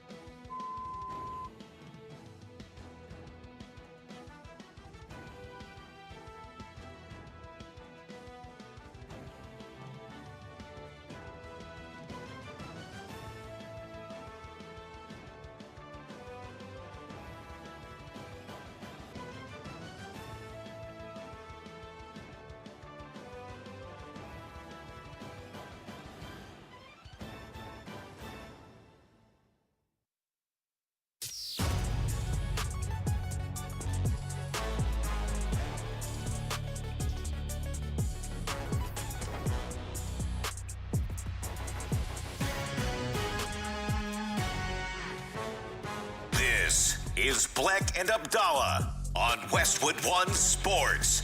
Here's Chris Bleck and Adam Abdalla. Broadcasting live each and every day from downtown Chicago. It's Bleck and Abdalla here on Westwood One Sports and the Westwood One Sports app. Now we go to the mountains. We say hello to Raj. Raj Sharon producing today's show each and every day in Denver, Colorado. And he now joins Bleck and Abdalla for a little over-under on a Thursday. What's up, Raj? What's up, fellas? I'm ducking and dodging Sasquatches here in the Rocky Mountains, but we'll find a way to get through and do a little bit of over-unders with you. You can just find them in the produce section at the Whole Foods. Just walking around everywhere. Yeah. I love our over-stereo. You know, I feel like with you guys, I talk to Chicago, I'm like, well, I just like bump into Eddie Winslow, like on the side of the street. It's Chicago, right? Do people just break out in song like in Ferris Bueller, like every day when you go downtown? That does happen. They do. Well, speaking of, we've got a big parade this weekend. Yeah. In the city. It's St. Patrick's Day. St. Patrick's Day this weekend. The river green. It's good a big opportunity deal for you, city. Abdalla. Duck a shame. I can see it right now. All right. Over-unders. Let's get started with the man of the hour, Max Crosby. There's some inferences, there's some assumptions you'll have to make with your answer, i.e., where he's playing next year. Max Crosby, over, under 9.5 sacks. He had 10 last year. Is he better than last year? Is he worse from last year? Wherever he's chasing down quarterbacks. Abdalla? I think he's going to go over 9.5. I think he'll get to double digits. I think he'll get to 10 because I don't think he's going to be a Raider. I think he goes to a better defense, which means he'll be on a better defensive line, whether he's a Patriot, whether he's a Bear, whether he's an Eagle, maybe. Better defense means more sacks, means less double teams. So I'm going to go over for Max Crosby, 9.5 sacks. What about the Cowboys? That you got too. the Cowboys on the board? That too. Better defensive line.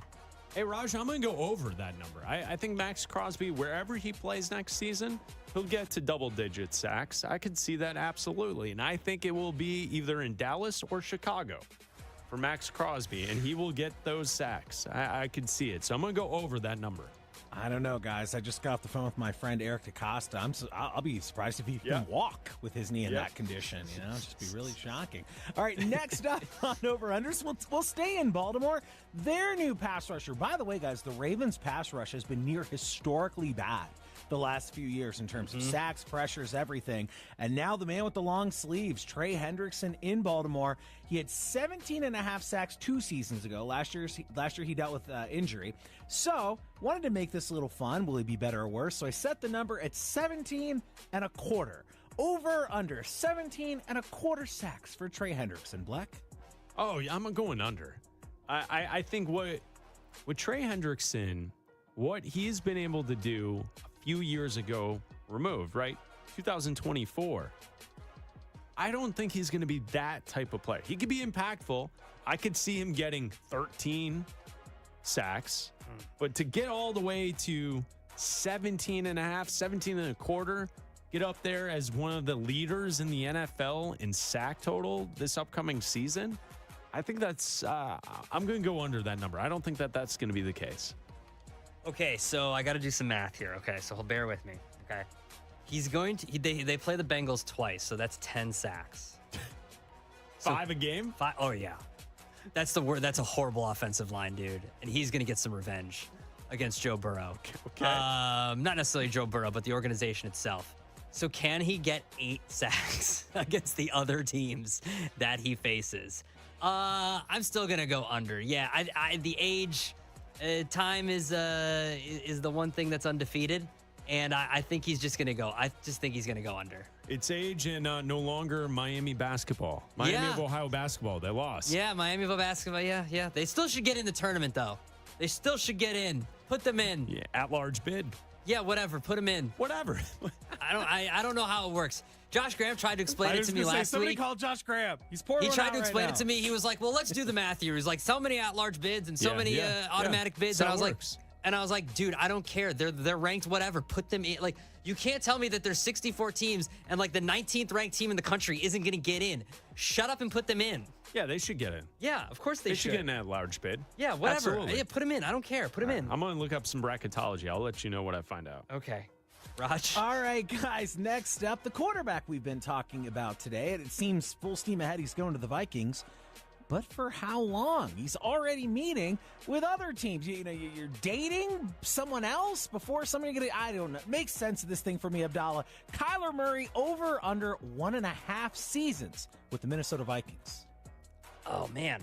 I'm going to go with my theory, and I'm going to say over. Because my theory is, what's the definition of insanity? Doing the same thing over and over again? And expecting a different result. Yeah, the Vikings will smarten up here. They don't have a GM right now. I think Kevin O'Connell and some other dude is running the show. They will smarten up. And if Kyler plays well, caveat, if he plays well, they will trade J.J. McCarthy to someone else. And Kyler will be the quarterback of the Minnesota Vikings. And they will, because they have to get under the cap this year. He's only going to sign for a couple $1 million. And then they will extend him and they will give him a real contract next year. I think it's over. They'll smarten up. Okay. Yeah, I think that's a good answer. I would say this is also my response, Raj, is going to be super inside sports talk radio. So everyone listening to the show, you're into sports talk radio. So I think you know what I'm going to say. If there is one phrase that is quoted the definition of the most in sports talk radio, it's what Abdalla just did right there.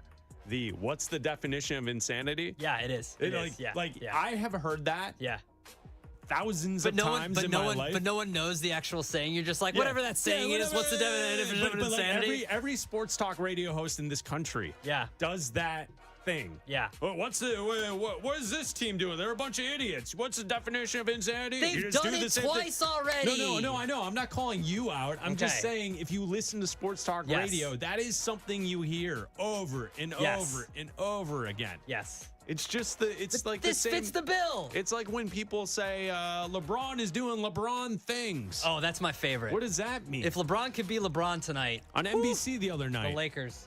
Victor Wembanyama, he had 39. Wemby doing Wemby things. What the hell are we doing?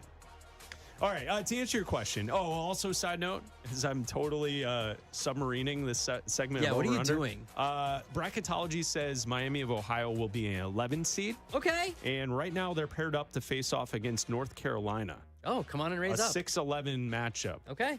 So we'll see how that plays out over the weekend. But right now, Miami of Ohio would be an 11 seed. Okay. As of this moment on Bracketology on ESPN.com. All right. All right, to answer your question, Raj, Kyler Murray, more than one season with the Vikings. Finally. I think, yes. I'm going to go over. I understand what Abdalla laid out here, and I think Kyler will be the answer for the Vikings long term. So that's my answer. I'm going to go over. All right, next up, no gaslighting here at all, Bleck. And by the way, we're going to lead with you. Yep. DJ Moore, the Bears not only dropped a thank you graphic, a tribute video. Thank you for the joy you brought this city. So I ask, in his new city of Buffalo, will DJ Moore go over or under 719.5 yards receiving?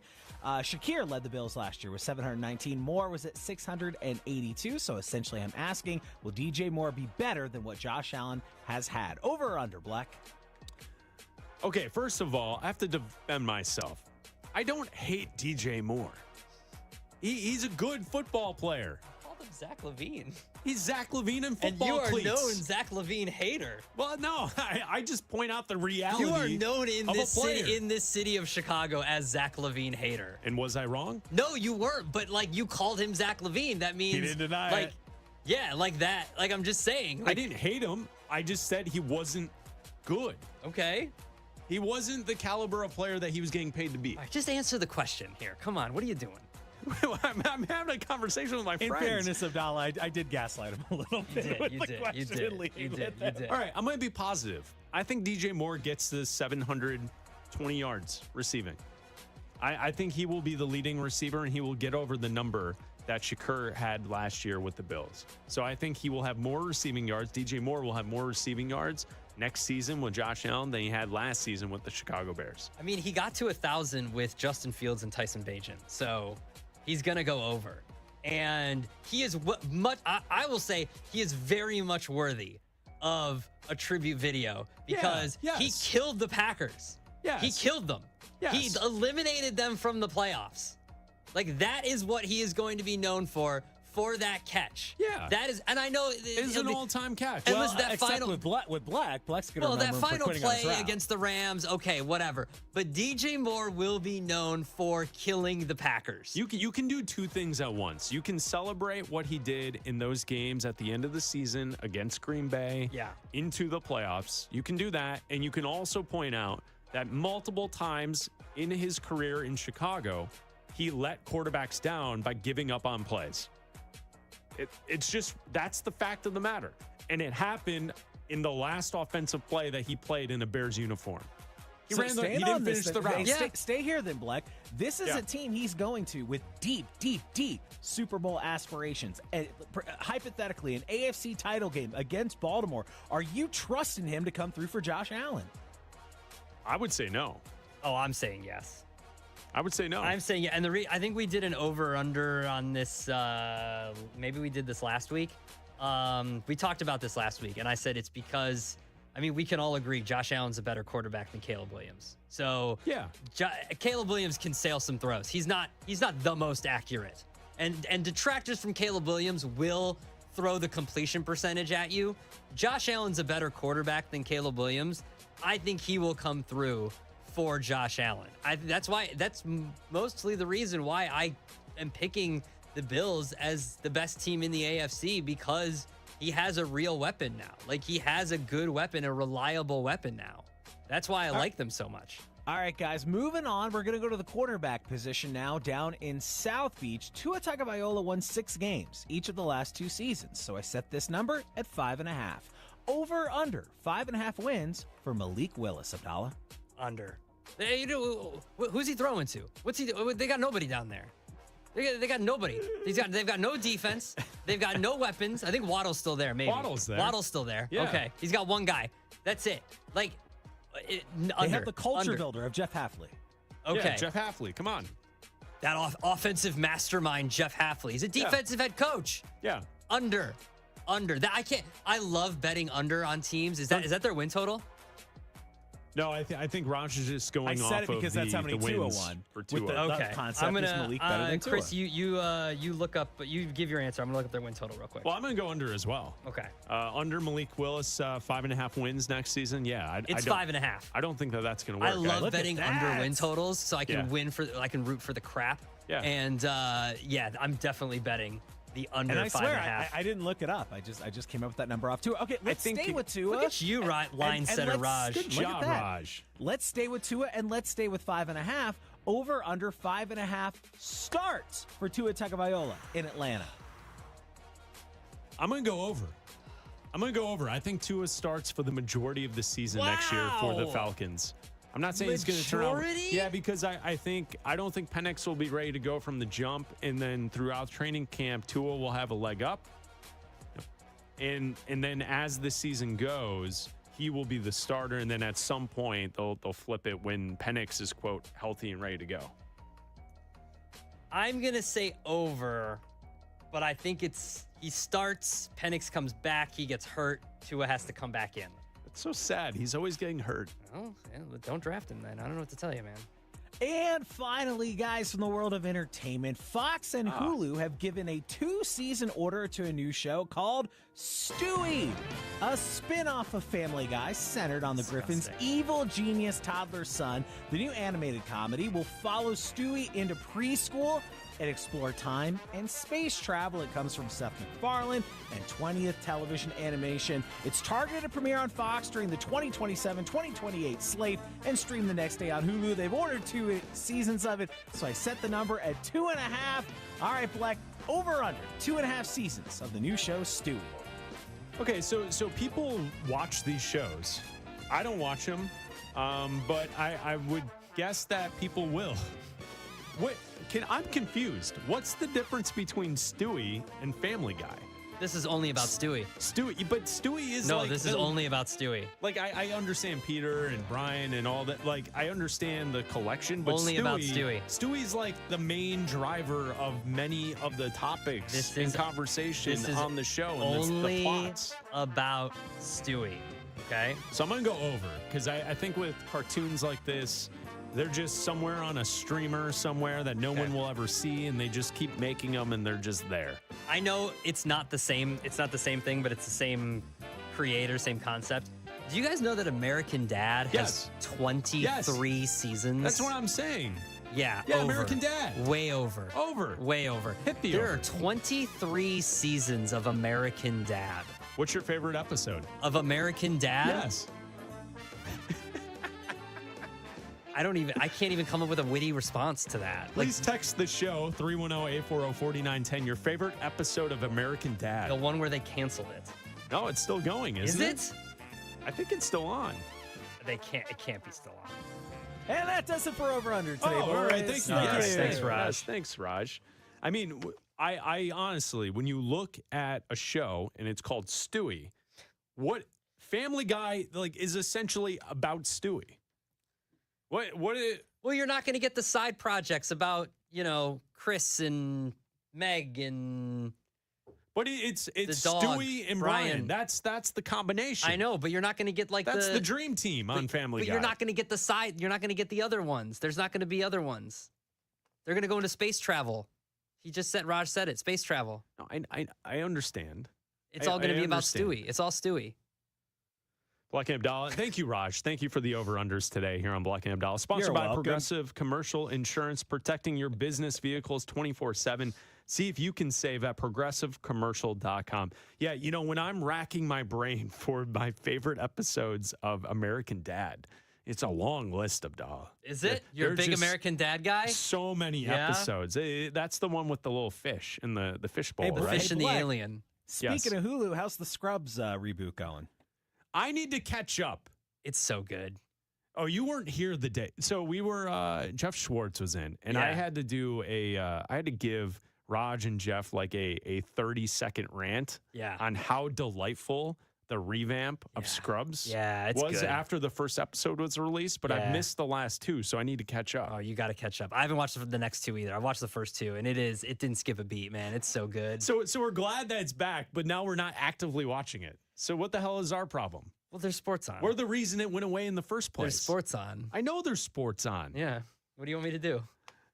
I mean, you watch the show. I got to catch up. Raj, I will try and watch it tonight, and I will report back to you tomorrow. Recap. Okay? Thank you. What's the latest with Brandon Ayuk and the 49ers? We'll address that coming up next. Conference tournaments are happening now. Who's in? Who's out? And how should it impact your bracket? March Madness is upon us on your official home of the NCAA tournament. Westwood One Sports.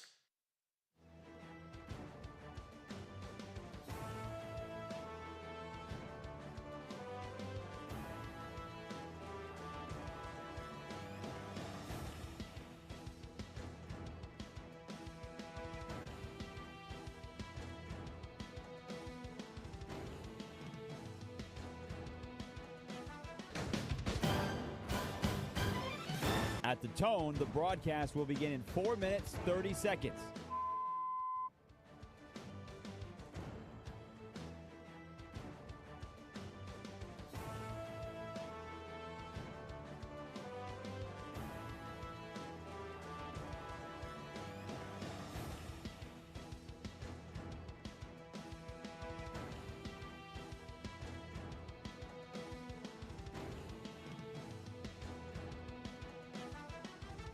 At the tone, the broadcast will begin in 4 minutes.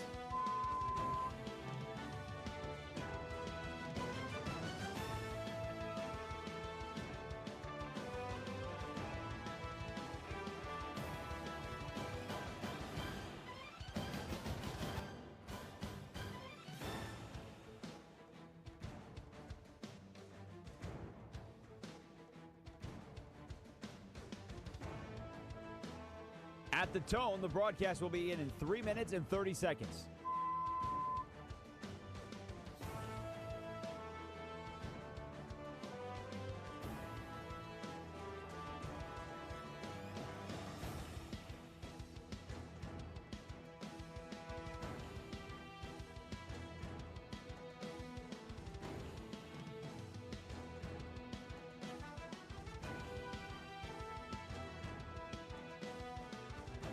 At the tone, the broadcast will begin in 3 minutes.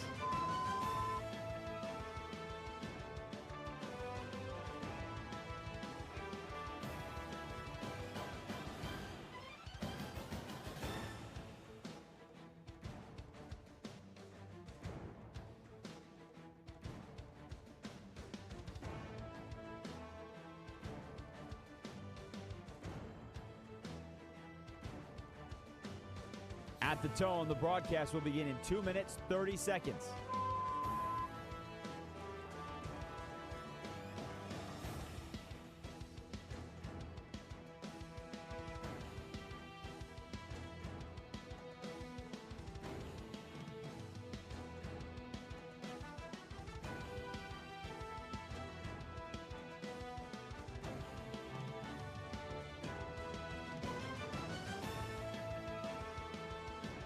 At the tone, the broadcast will begin in 2 minutes.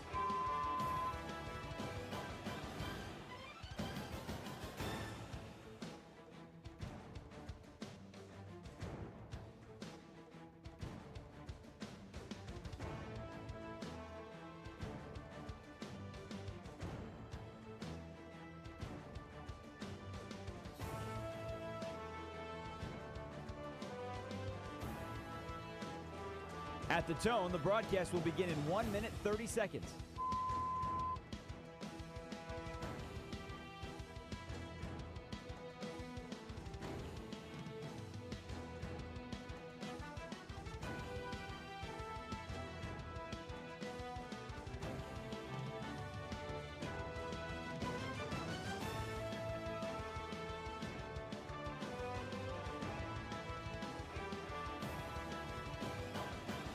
At the tone, the broadcast will begin in 1 minute.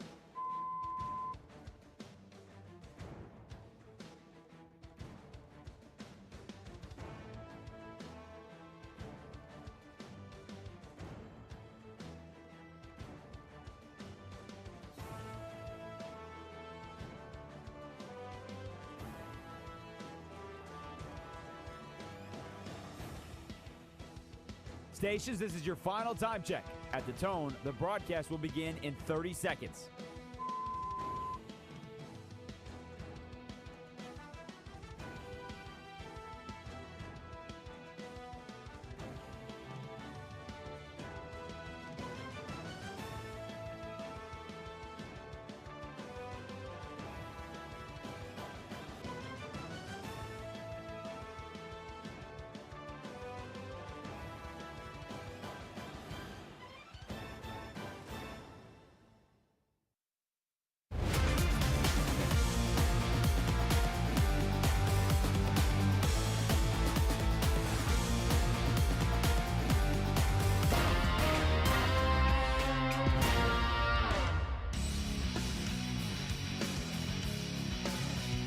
This is Bleck and Abdalla on Westwood One Sports. Here's Chris Bleck and Adam Abdalla.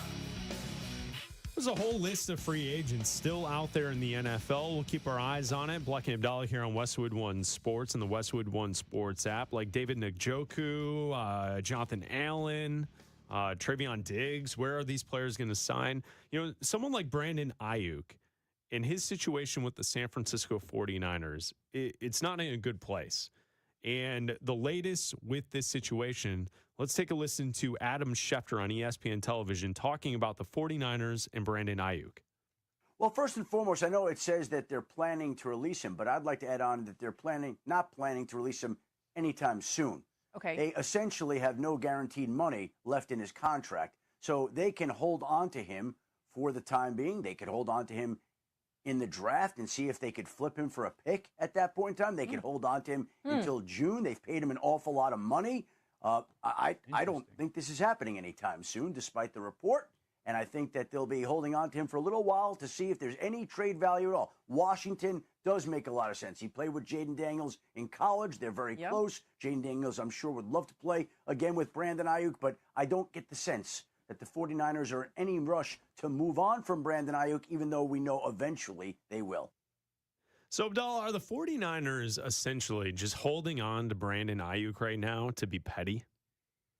Instead of releasing him, letting him be a free agent and letting him sign somewhere else, are they just, as you just heard Adam Schefter say, they don't have any guaranteed money left on the contract. So they're just holding on to him to, like who's going to dangle a draft pick for him when everyone knows eventually the Niners are just going to release him? You see, this is what I thought that the Bengals would kind of do with Trey Hendrickson, because there was still an opportunity where you could have applied the franchise tag. Like, obviously, this is different with Brandon Ayuk. You didn't need to apply the franchise tag, but there was a thought that you could have applied the franchise tag to Trey Hendrickson, and then you didn't have to just let him walk. But after all of the back and forth with the Bengals did the right thing and just said, go. Like, we know you don't want to be here.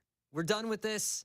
Clean breakup. Just go. We know this didn't go well last year. You ended up playing here, getting hurt. Just go. The 49ers need to just do the same thing.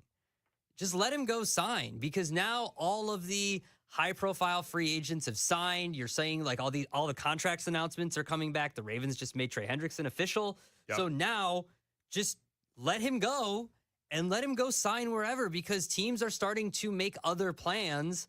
And Brandon Ayuk is someone's going to sign him once he gets released, but teams are starting to make other adjustments and other plans when he's not available. Just let him go.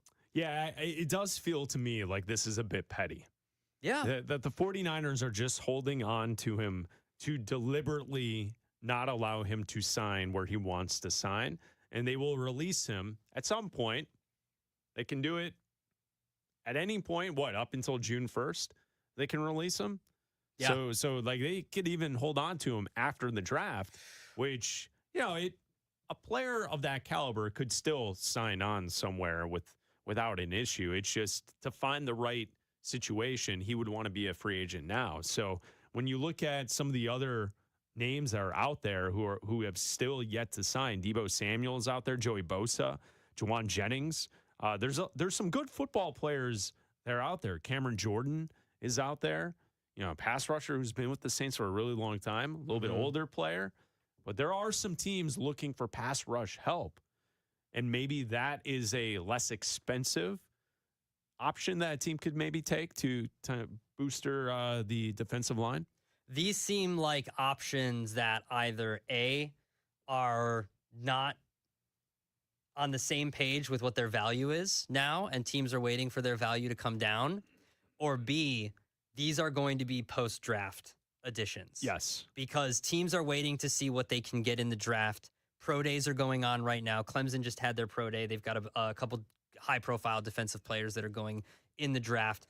Teams are going to wait for the draft to see what they can get, and then you might see some of these defensive players sign, because it's a deep draft for defensive tackles, defensive ends. I mean, you're not going to get a guy that's going to change your franchise in their first snap, but you're going to get some decent depth pieces, because that's what these guys are. None of these guys are franchise-changing players.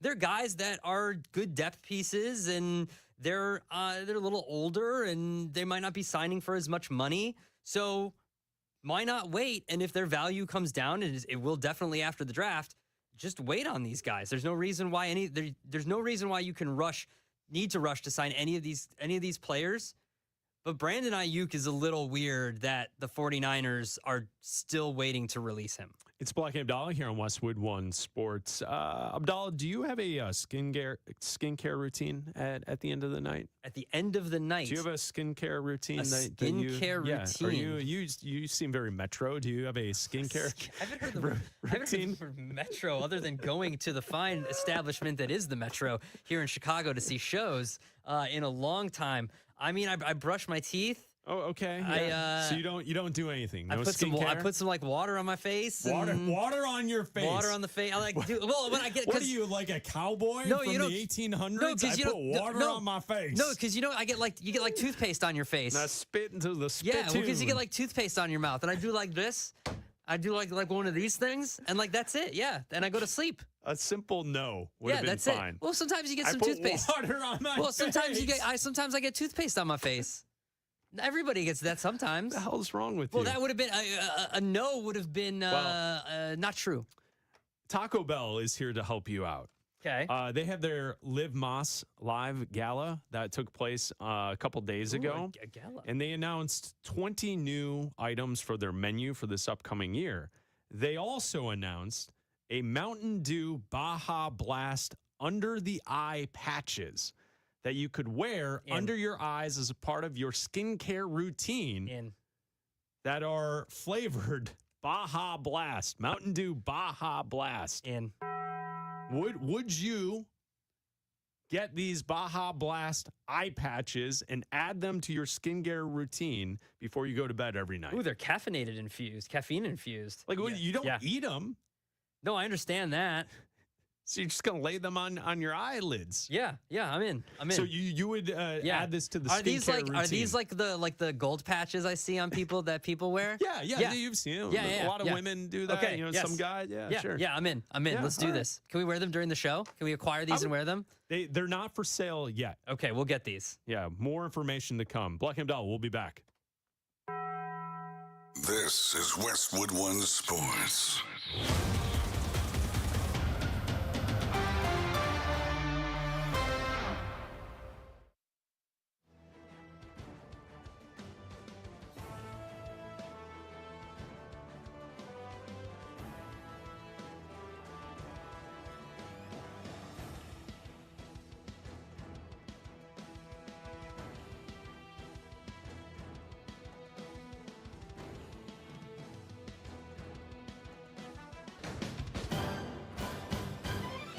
At the tone, the broadcast will begin in 4 minutes, 30 seconds.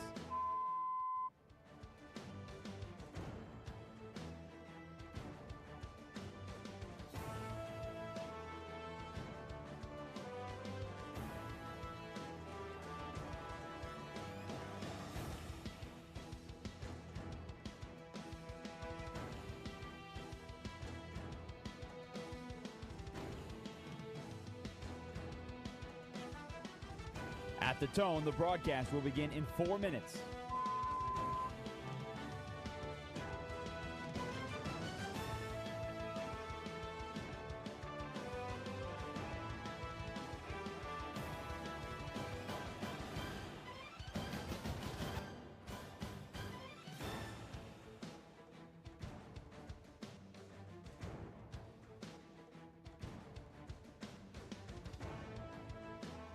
At the tone, the broadcast will begin in 3 minutes and 30 seconds.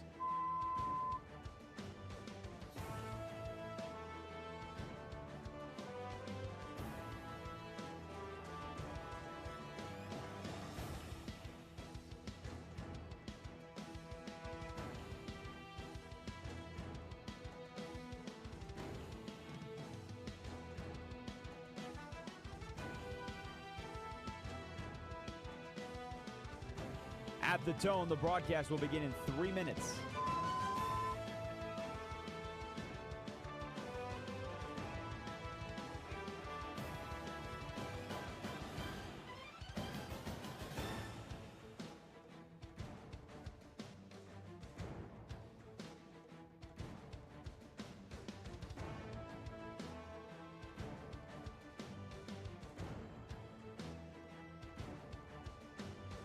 At the tone, the broadcast will begin in 2 minutes, 30 seconds.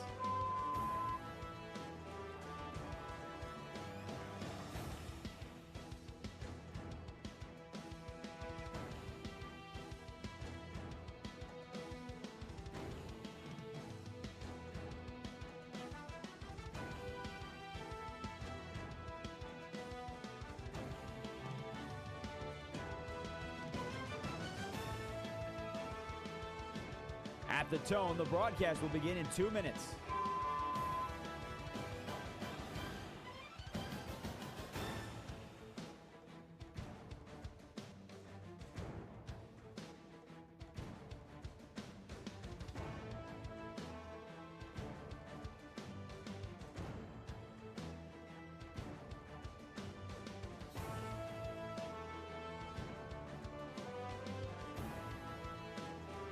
At the tone, the broadcast will begin in 1 minute, 30 seconds.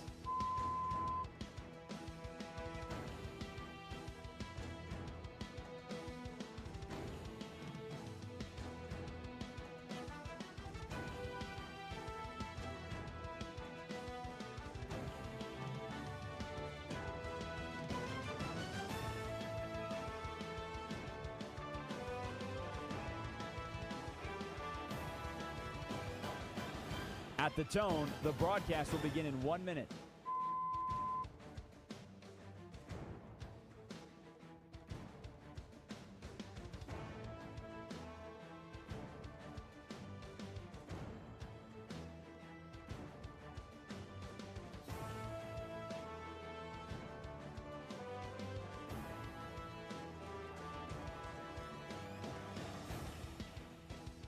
Stations, this is your final time check.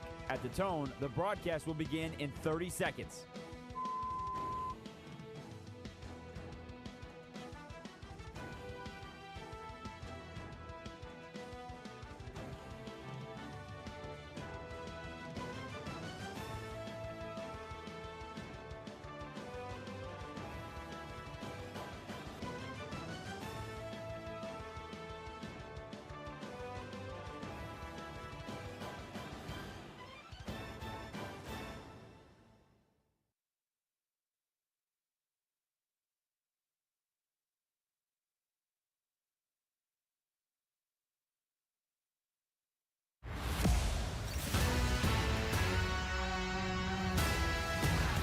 This is Bleck and Abdalla on Westwood One Sports. Here's Chris Bleck and Adam Abdalla. Hour number 3, Bleck and Abdalla here on Westwood One Sports and the Westwood One Sports app. You can also listen to us on SiriusXM Channel 375 and all of our great radio affiliates around the country. I'm Chris Bleck along with Adam Abdalla, broadcasting live from downtown Chicago. We are on the air today until 3 Eastern. And then we'll hand it off to Jim Rome right here on Westwood One Sports. You can call or text the show at 310-840-4910. And we're keeping our eyes on the NFL and Kyler Murray. The reports last night from Adam Schefter, from Tom Pelissero, from Ian Rappaport, everyone in the NFL reporting last night that Kyler Murray was set to meet with the Vikings today. And as the reports indicate, the belief across the league, this is from Adam Schefter, is that the Vikings are Kyler Murray's likely landing spot.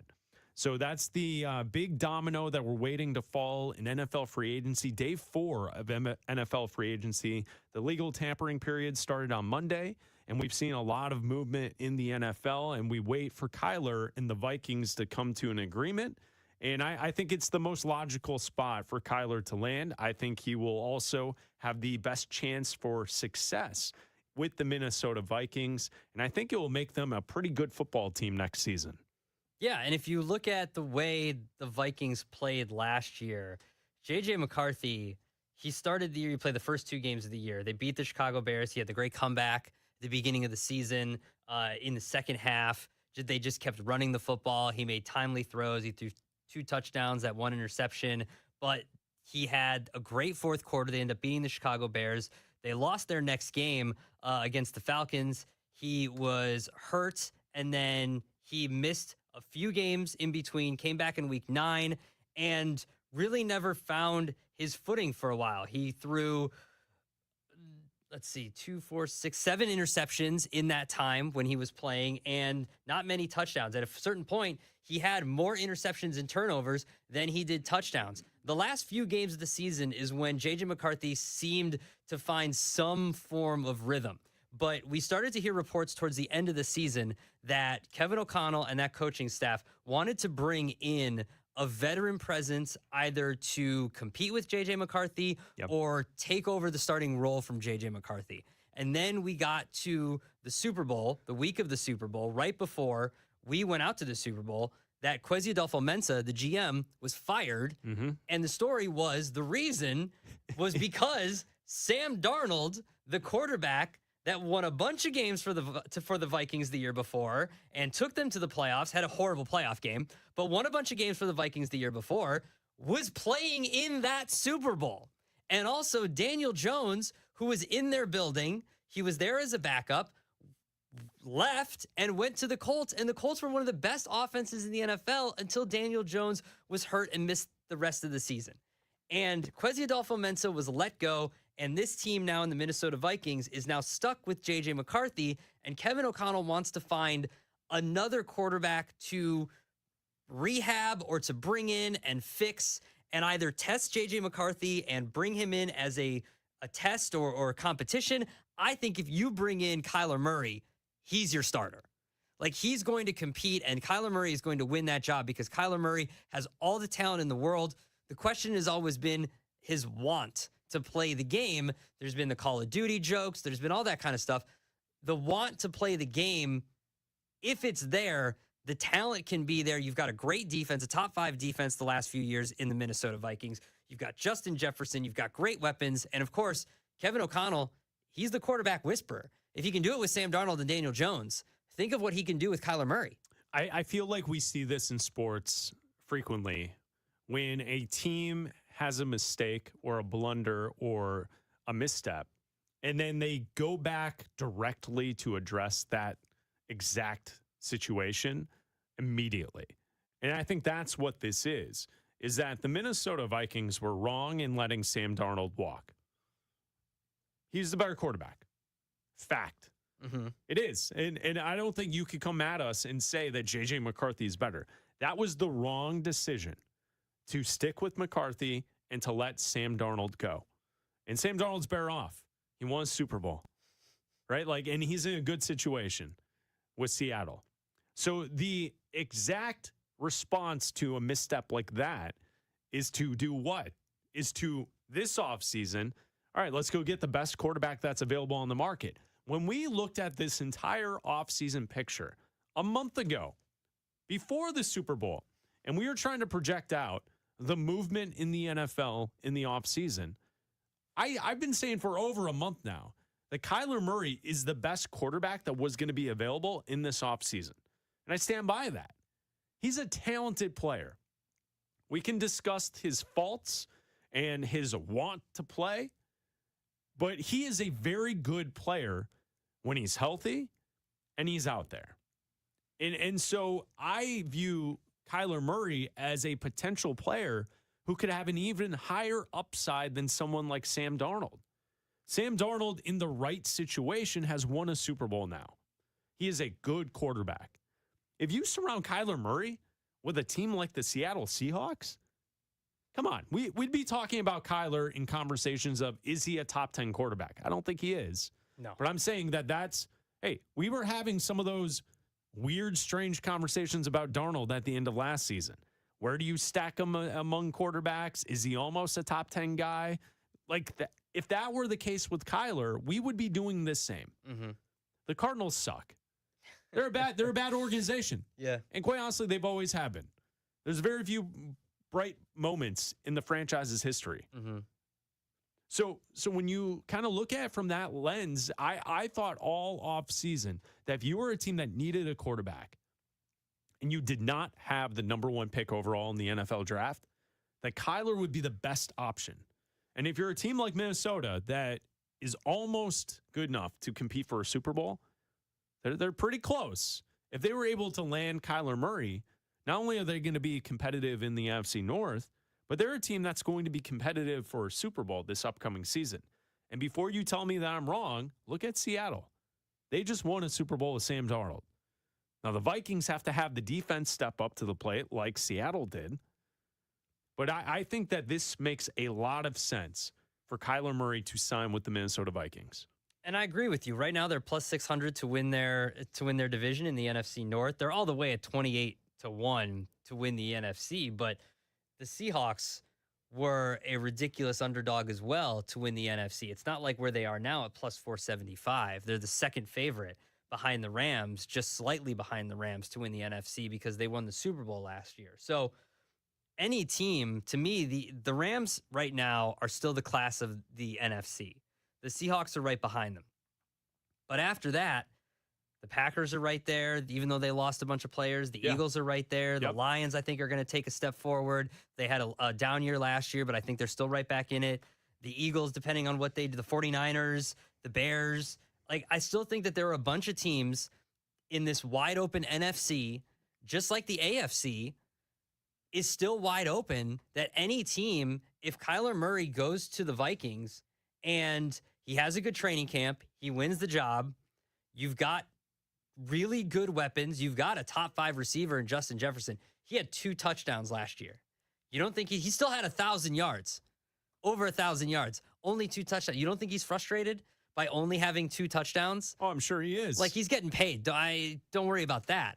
But he still wants to perform. Of course he's getting paid. He was wearing a necklace in an NFL game that may or may not have cost $1 million. Oh, easily. You remember that game that he was wearing? It was like the triple thick necklace that was all studded diamonds. Yeah. He was wearing that in an NFL game. Yeah. Well, I mean, he doesn't have to catch. I mean, no one's throwing him touchdowns. So, like, what else is he doing? You know, the competitive spirit that I have in my my soul would, like, I know that, like, I will never be in a situation to ever compete with someone like Justin Jefferson. But if you were a fan of a team that's facing off against the Vikings, don't you just want one of your defensive players to just snatch the chain, rip it off, dude? The fight, rip it off, the fight, that would just happen as you go to tackle. Oops, and then diamonds go flying in the air everywhere on the football field. And then it's like he has to get back to the huddle, but instead he's like on his hands and knees trying to collect all the diamonds. Raj, producing the show today out of Denver, I don't think Chris understands the fight the brawl, the all-out brawl that would ensue if a chain was snatched, because it's happened before in the NFL. I covered it. I was covering the Denver Broncos when my guy Aqib Talib snatched Michael Crabtree's chain off of him. My favorite part was in the locker room. We're all around him. You know how it works in the locker room. You're all scrummed around. And Aqib, just in his quintessential Aqib way, is like, man, I've just been watching this for weeks. It's been gnawing at me and gnawing. So he pre-planned this, like watching Crabtree on TV at other games, seeing it, like just dangle around, and he decided to rip it off. No fight from Crabtree, nothing. Then the next year, this is when the Raiders were in Oakland, he goes for it again and winds up ripping it off, and it falls. And then the full-scale brawl was out. Chris Harris got involved. It was awesome, man. And that was when Aqib got our infamous nickname here in Colorado, 2 Chains, because he snatched 2 chains. 2 chains. And listen, and no offense to Michael Crabtree, small chain. Like, it's not Justin Jefferson. Compared to Justin Jefferson, smaller chain. You try to snatch that chain, that is fisticuffs, my friend. Am I a bad guy that's what I think about when I see that? Yeah, you are. Like, who's the Lions player? Anzalone. Like, why can't he just go over there and as Justin Jefferson's across the middle? You are asking for violence. Well, yeah, I'll watch. Well, yeah, because you're not involved. You're not involved. There was some pushing and shoving last night in the NBA after the whistle. There was, yeah. There's nothing wrong with that. Well, listen, you don't want anybody to get punched. Now, in the face. I want you to imagine, guys, someone else on your team being friends with the guy who got his chain snatched, because that actually also was a part of it. Von Miller is best friends with Michael Crabtree. They grew up on the same street. So he's trying to play peacemaker while his teammate is snatching a chain off of somebody on the team. Guys, come on. Cool it down, guys. Cool it down. Come on. So the one other thing I want to bring up with the Minnesota Vikings is, what do they do now? If they do sign Kyler Murray, they now have an interesting situation on their hands with the player that they just drafted 2 years ago in the top 10 of the NFL draft to play quarterback, J.J. McCarthy. Here's Louis Riddick on ESPN television yesterday talking about that dynamic between McCarthy and Kyler. It's over. It's over for J.J. They signed him. It's over. Look, okay, so, all right, you bring Kyler Murray in there, right? It's a new system for him. He has to get reps. You have to, actually see him take enough snaps with the starters in order to have enough intel to really figure out whether or not okay, this is a guy who I think really does level us up at this quarterback position. And given what happened to them before with Sam, if he winds up winning the job and he winds up playing well, they're not going to just let him go then. They're going to wind up saying, look, we need to go ahead and figure this out now for the future, for how we can keep him long term. And now you're going to have a guy in J.J. McCarthy who's going to be running scout team, taking some reps, a guy who already needs to be kind of like shown the way by a veteran who can kind of help him become a better pro, become a guy who like really drills down on the details, matures from a emotional standpoint. That's not Kyler Murray. Kyler Murray don't care about that. Kyler Murray's not there for that. So for J.J. McCarthy, look, I know you moved up to 10 to pick him. It's going to be time to move on from him. You sign Kyler Murray. I'm telling you, it's over. It's over for J.J. McCarthy. There's Louis Rick on ESPN television. It would be over for J.J. McCarthy. And I agree with him. I don't think Kyler Murray is the type of backup quarterback or a quarterback who would sit there and teach along a young pup. I don't think that's the case. They may game together.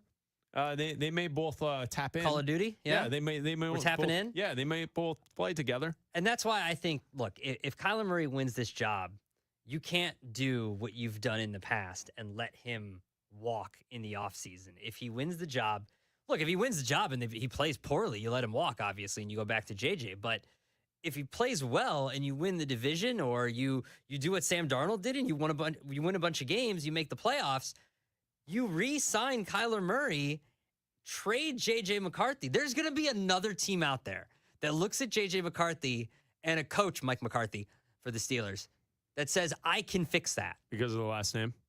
Oh, I didn't even think of that. Wait, what?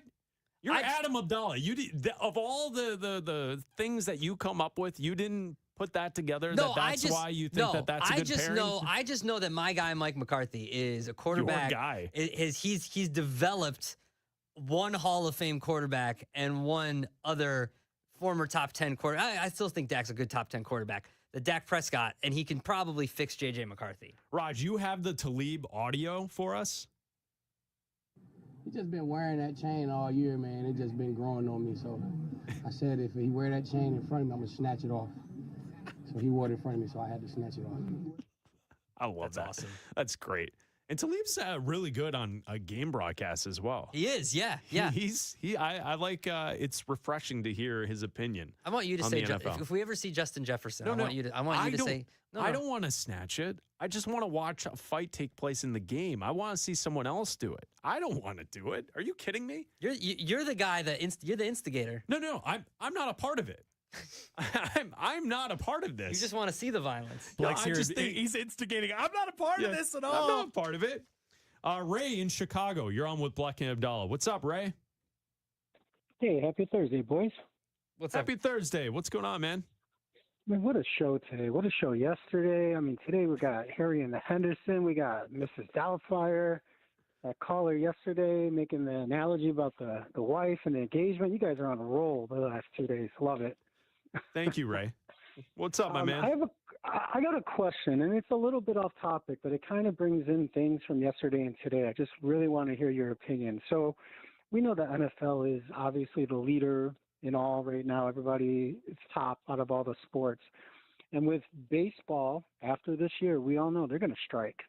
So they're in a bad place. And the NBA, with everything from All-Star Weekend to the tanking, and what are they going to do about that? I feel like the NBA has lost a lot of steam wherever they were, obviously the last 6-7 years.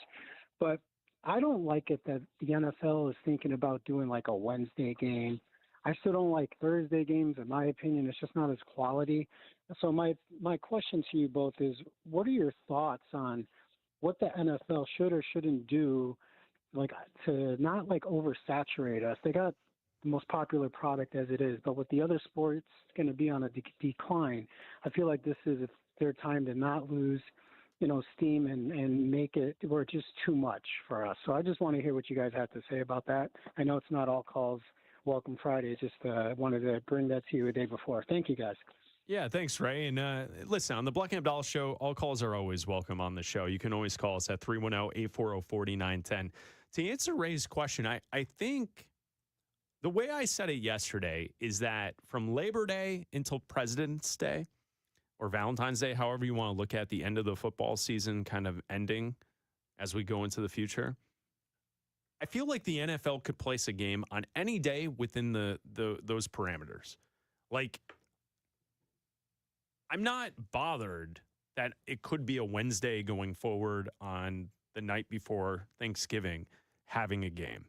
I've accepted to the fact that at any point between Labor Day and Valentine's Day, you could get a football game on any date within that time frame. Yeah, to me, there's no such thing as oversaturation with the NFL because there are, for your given team, there's 17 games. That's it. Because no one counts the preseason. There's 17 games. And if you're lucky, you get some postseason games. If you're lucky. And even then, it's a tournament and you only get a few of them. And we love that. And then we spend the next, 8 months of the year previewing what we get for 4 months. There's no football game today. No, but we've spent 3 hours talking football. And it's the only thing I want to talk about, really. Exactly. So that, to me, there is no such thing unless they double the amount of games to 34. Like, there's no such thing as oversaturation. They're going to add an 18th game at a certain point. It's going to happen. Now we're getting to a point where that's too much. The only way, I don't even think that's too much. The only way you oversaturate it, to me, is when you oversaturate the playoffs. Yeah, when you keep adding teams not worthy of the playoffs into the playoffs. That's the problem. I totally agree with that. Another game, 18, I hope they don't go 19 and 20, but if you go to 18, that's inevitable. But if you add another playoff team, that's a problem. I would also, the one other piece of the thought that goes along with this to what Ray just asked us, is that I think people in the media make too much of a deal around this idea that football is taking over everything. You watch college basketball in the spring. At the end of the spring into the summer, you watch the NBA. In the summer, you watch baseball. And in the fall, it's fun to watch baseball as football is starting up. Every sport has its moment. I've never been concerned about NBA TV ratings in October or December because football should dominate. That's when their season's in the height of their regular season. That's when football is at its best. So the way Ray said it is that it's all the other sports have to watch. No, I mean, they have their moments. You know what would be bad is if no one was watching the NBA finals in the end of May and early June. Yeah. If people are not watching the NBA finals when there's no football on, then the NBA has a problem. Yeah. But people were watching the World Series last year. Abdalla, can you do some research? It's going to take you a long time. No. Last year during the World Series, a World Series that set records as far as most viewers in decades, was the NFL actively taking place last October when the World Series was going on? I'm not doing that work. Can you look it up for me? I'm not Can doing you do some research? I'm not doing that work. It was. Oh, okay. The NFL was playing at the same time people were enjoying baseball. I can't confirm nor deny that because Every sport has their moment. I'm not doing that work. Every sport has their moment. Everyone will be okay. I feel like it's a media thing. I don't think normal people are walking around going, "Oh, I'm worried the NFL's taking over everything." It's Bleck Abdalla here on Westwood One Sports and the Westwood One Sports app. That's annoyed me for a while. You done? That's been stuck in my craw. You happy now? Yeah, I am happy. Feel better? I do feel better. I think we're all going to be okay. We're going to enjoy March Madness. We're then going to watch the NBA playoffs, the NHL playoffs. It's going to be awesome. And then guess what? Baseball starts and summer's here. It's going to be wonderful. And then football will be back. It's Bleck Abdalla here on Westwood One Sports. So we talked throughout this week the winners of free agents. Don't laugh at me. I'm being serious. I think you think this is a bit or something. I'm being serious I'm being for real. For real right now with you. Abdalla's just ignoring me. So we have the winners of free agency that we've talked about, the teams that we like. Who's the biggest loser in free agency? We'll address that coming up next. The tournament is coming. 64 teams, buzzer beaters, bracket busters, upsets nobody saw coming. This year, DraftKings is giving you a free shot at $1 million with a free-to-play Survivor pool. Pick one team each day of the tournament. If they win, you move on. If they lose, you're out. Download the DraftKings Sportsbook app now and use code B&A for Bleck Abdalla. That's B&A to enter the free Survivor pool for your shot at $1 million. In partnership with DraftKings, the crown is yours. Gambling problem? Call 1-800-GAMBLER. In New York, call 877-8-HOPE-NY or text HOPE-NY at 467-369. In Connecticut, help is available for problem gambling. Call 888-789-7777 or visit ccpg.org. 21 plus, 18 plus in D.C., Kentucky, New Hampshire, and Wyoming. Eligibility restrictions apply. Void where prohibited. One free entry per customer. Must enter prior to tip-off. $1 million prize split if multiple winners. Terms dkng.co/mania survivor pool. No colleges or universities or the NCAA are affiliated with this promotion. This exact time last year, the Seahawks signed their eventual Super Bowl winning QB, Sam Darnold. Which free agent signing could make the same impact? We'll tell you about the NFL moves you need to know. Westwood One Sports.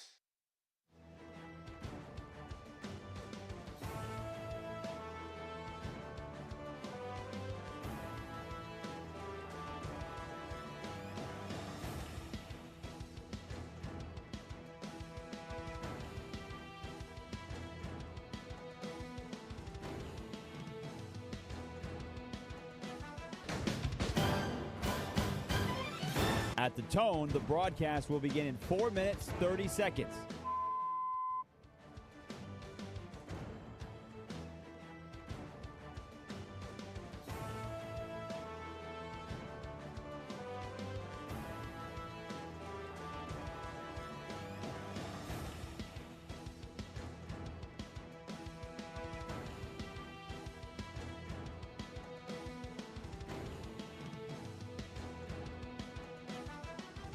At the tone, the broadcast will begin in 4 minutes.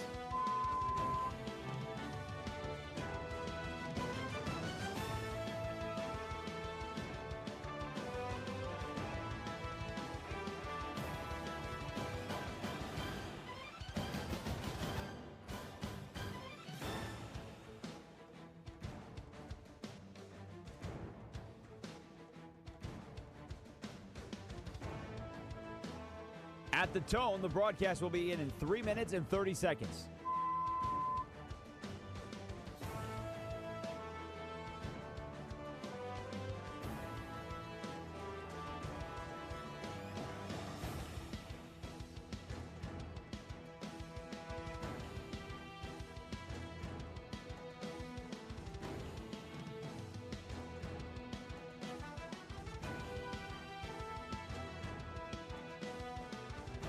At the tone, the broadcast will begin in 3 minutes.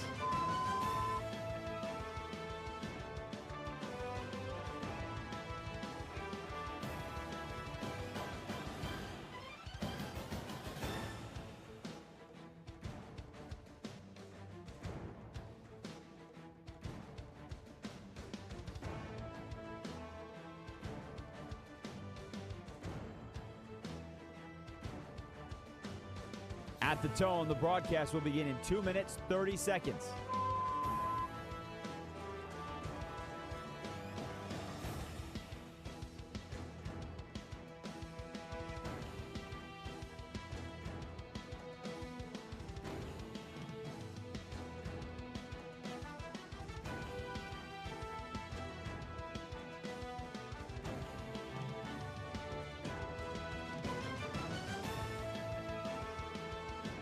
At the tone, the broadcast will begin in 2 minutes.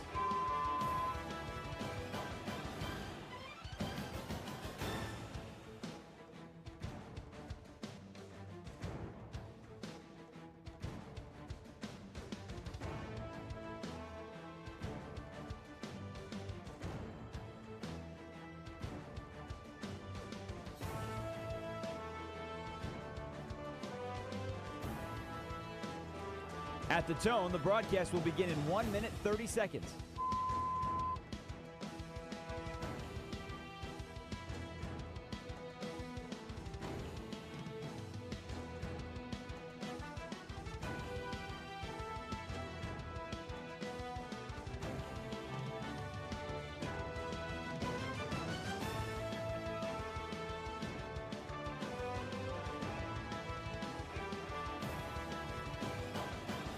At the tone, the broadcast will begin in 1 minute.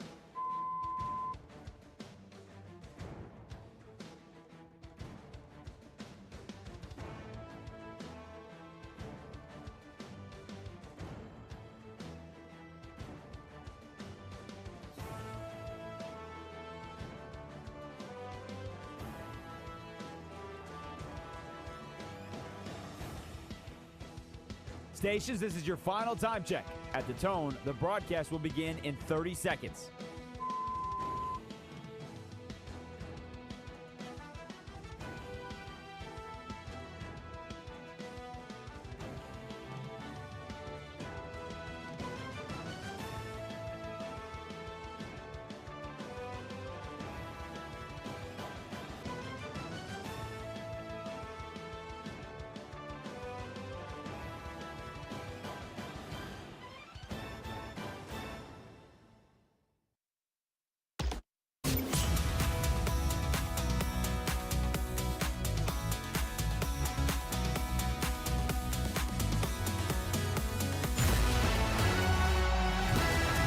This is Bleck and Abdalla on Westwood One Sports. Here's Chris Bleck and Adam Abdalla.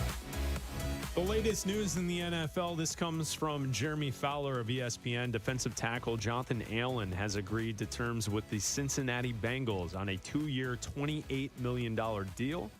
So Cincinnati lands the defensive tackle as a part of their defense moving forward. So Jonathan Allen will be a part of the Bengals. 2 years, $28 million. He last played with the Vikings. So we're keeping our eyes on the Vikings, the Kyler Murray situation. And Bleck Abdalla here on Westwood One Sports and the Westwood One Sports app. We have a video posted on our YouTube channel right now, Bleck and Abdalla Show. Make sure you like and subscribe to the channel. And the video is us talking about the Tennessee Titans winning free agency this week and really setting themselves up for the future to try and compete in the AFC South. So we both labeled the Tennessee Titans as a winner of NFL free agency. We gave a couple of other teams that are listed there in the video as well. So check it out on our YouTube channel, Bleck and Abdalla Show. Make sure you like and subscribe to the channel. So if I flip it to you, Abdalla, and I say, all right, if Tennessee won free agency, who are some of the losers? Who's the biggest loser of NFL free agency so far as we are in day 4 here on a Thursday? At this point in free agency, who's the biggest loser? Ooh, the biggest loser so far. Losers. You're a loser. The biggest losers so far. Well, the team that's lost a lot of players, or at least is about to maybe lose a lot of players. And I don't think that they've actually lost a lot because they just keep reloading and they're a product of their own good drafting and the ability to acquire good players. The Philadelphia Eagles, it seems like they've lost a lot. Yeah. Like Jalen Phillips leaving, obviously, but they acquired him for basically nothing and then just had him for the year and then he left. So that was fine. And they'll get a compensatory pick because of it. So that's okay. But they have a lot of players that they need to actually work out those contracts and they just kind of keep reloading. We presume that they're going to lose A.J. Brown, but if they get a first-round pick back, Howie Roseman's a good enough GM. Like, I trust them to not end up being losers of this off-season period. The way I would view that is when a team trades away a player and gets back draft capital, that to me in my head, I don't categorize that as a loss. Yeah. That to me is building a smart football team. Mm-hmm. What I categorize as a loss are the teams who have just let guys walk and they're not signing anyone to replace. Mm-hmm. And I think there are a couple of teams that kind of fit that bill. I mean, there are some situations with some of the players with the Eagles where like Nakobe Dean's gone, Okay. Reed Blankenship is gone. So like, yeah, I could see. But like A.J. Brown, if you trade A.J. Brown, you get back draft capital, I'm okay with that. If you get a first-round pick and you replace those guys for cheaper options. Yeah, we'll see how it works out. Okay. Yeah, I'm with you. Seattle is a team that's interesting. You know, you win a championship, and it's tough to bring everyone back. And it does feel like Seattle hasn't really done much here in free agency. I think Seattle is one of those teams. I think Chicago is one of those teams where Chicago today is not as good as I thought they were at the end of last season. they haven't really done anything. Now, I'm not going to fault them for trading DJ Moore to get back draft capital. It's the same thought I have with Philadelphia with A.J. Brown. But with some of the players that they let go that were released and left and signed elsewhere, I don't know if the Chicago Bears are better today than they were at the end of last season. And I think we can say the same about the Seattle Seahawks. So I think there are some teams that really haven't done anything here in free agency. And you kind of have to look at it and question, like, you know, is that equate to losing? Because the real answer to losing free agency is when we get a year from now and the players that were signed are all busts. That's when you really lose. Like Miami. Yes, you signed Malik Willis. Yeah, come on. To a huge contract. But they're also trying to tank, and they're trying to get back as much draft capital as they can, and they're trying to get the number one pick. So I understand what they're doing. I think that the contract doesn't work in their favor with him being tied up for a second year of a lot of money. I think when you look at the Seahawks, losing Kobe Bryant, he did sign with the Bears because the Bears didn't have a lot of safeties, but their defense was so good that you can't re-sign everybody. You can't keep everybody. And if Kobe Bryant had to leave, then so be it. They lost Kenneth Walker, but their team, you're not in a position where you're going to pay Kenneth Walker that much money. What the Kansas City Chiefs ended up giving Kenneth Walker. Championship teams don't do that. No, I agree with you. I totally agree. When there are players who are free agents who are deserving of contracts who leave to go elsewhere and they get their payday, you can't fault the team. But then you have to look and see, did they replace those players that left? And I think that's where with Seattle, with Chicago, with Philadelphia, some of these teams that were very good teams last season, playoff or Super Bowl caliber teams, did they fill in, or is it going to be the draft that makes the difference? If you have a good draft class, it could counterbalance those vets who are leaving, who cost a lot of money, with players who don't cost a lot, who maybe are the next wave of players. And that's where you look for the NFL draft at the end of April to kind of figure that out. Another team that I would say, I think fans of this team are going to be upset that I'm going to say this team is a loser in free agency. And I'm talking directly to a city that's about 3.5 to 4 hours south of where we're sitting right now. We're sitting in the city of Chicago. Indianapolis. You give that much money to Daniel Jones and Alec Pierce. What? Like, what? What are you doing? You had to. Oh, you don't have to do anything. You absolutely had to. No, you don't. You had to. You tied yourself to Daniel Jones. You absolutely did. You did it back in November. Fine. Whenever you decided to do that, loser. You're a loser. Okay. Loser. Because who? The her. Loser. Here's the problem. When you traded away your first round pick this year. I understand. And your first round pick this year. Because here's the thing. I understand the pickle that they're in. I get it. Even if you had a first round pick this year, you're not drafting a quarterback, okay? So you could say, okay, we don't have Daniel Jones. We're going to sign, let's say, Kyler Murray. And we'll be good that way. Well, you gave Daniel Jones this transition tag, and now you're stuck there. Okay, so you can't do that. Maybe they could have signed Malik Willis. They're not going to do that. You had to sign Alec Pierce because you don't have a first-round pick to draft a wide receiver. You can't use a first-round pick next year on a quarterback if you were too bad because you don't have a first-round pick next year because even if you signed Malik Willis and you decided to tank or you kept Anthony Richardson. I get it. You already released Anthony Richardson. If you decided to keep Anthony Richardson. Loser. You can't do anything. You hamstrung yourself. Yes. This way. Well, that's what I'm saying. Like, I think Colts fans would be upset because they got the guy that they wanted and they kept their wide receiver. It's like, yeah, but you're paying how much to those two players? You're really? A loser. Loser. Losers. Bleck Abdalla here on Westwood One Sports. If you want to call the show, you want to join us, you want to call out a loser, you can call us at 310-840-4910. Mike in California, you're on with Bleck Abdalla. What's up, Mike? Hey, guys, enjoying your show. I just got turned on to it recently, and I've been really enjoying it, so thank you very much. Thanks, Mike. Appreciate it. Well, I'm 73 years old, Vietnam vet, blah, blah, blah. So I've been disabled for a while, so I'm a sports talk junkie. I listen to shows all over the country.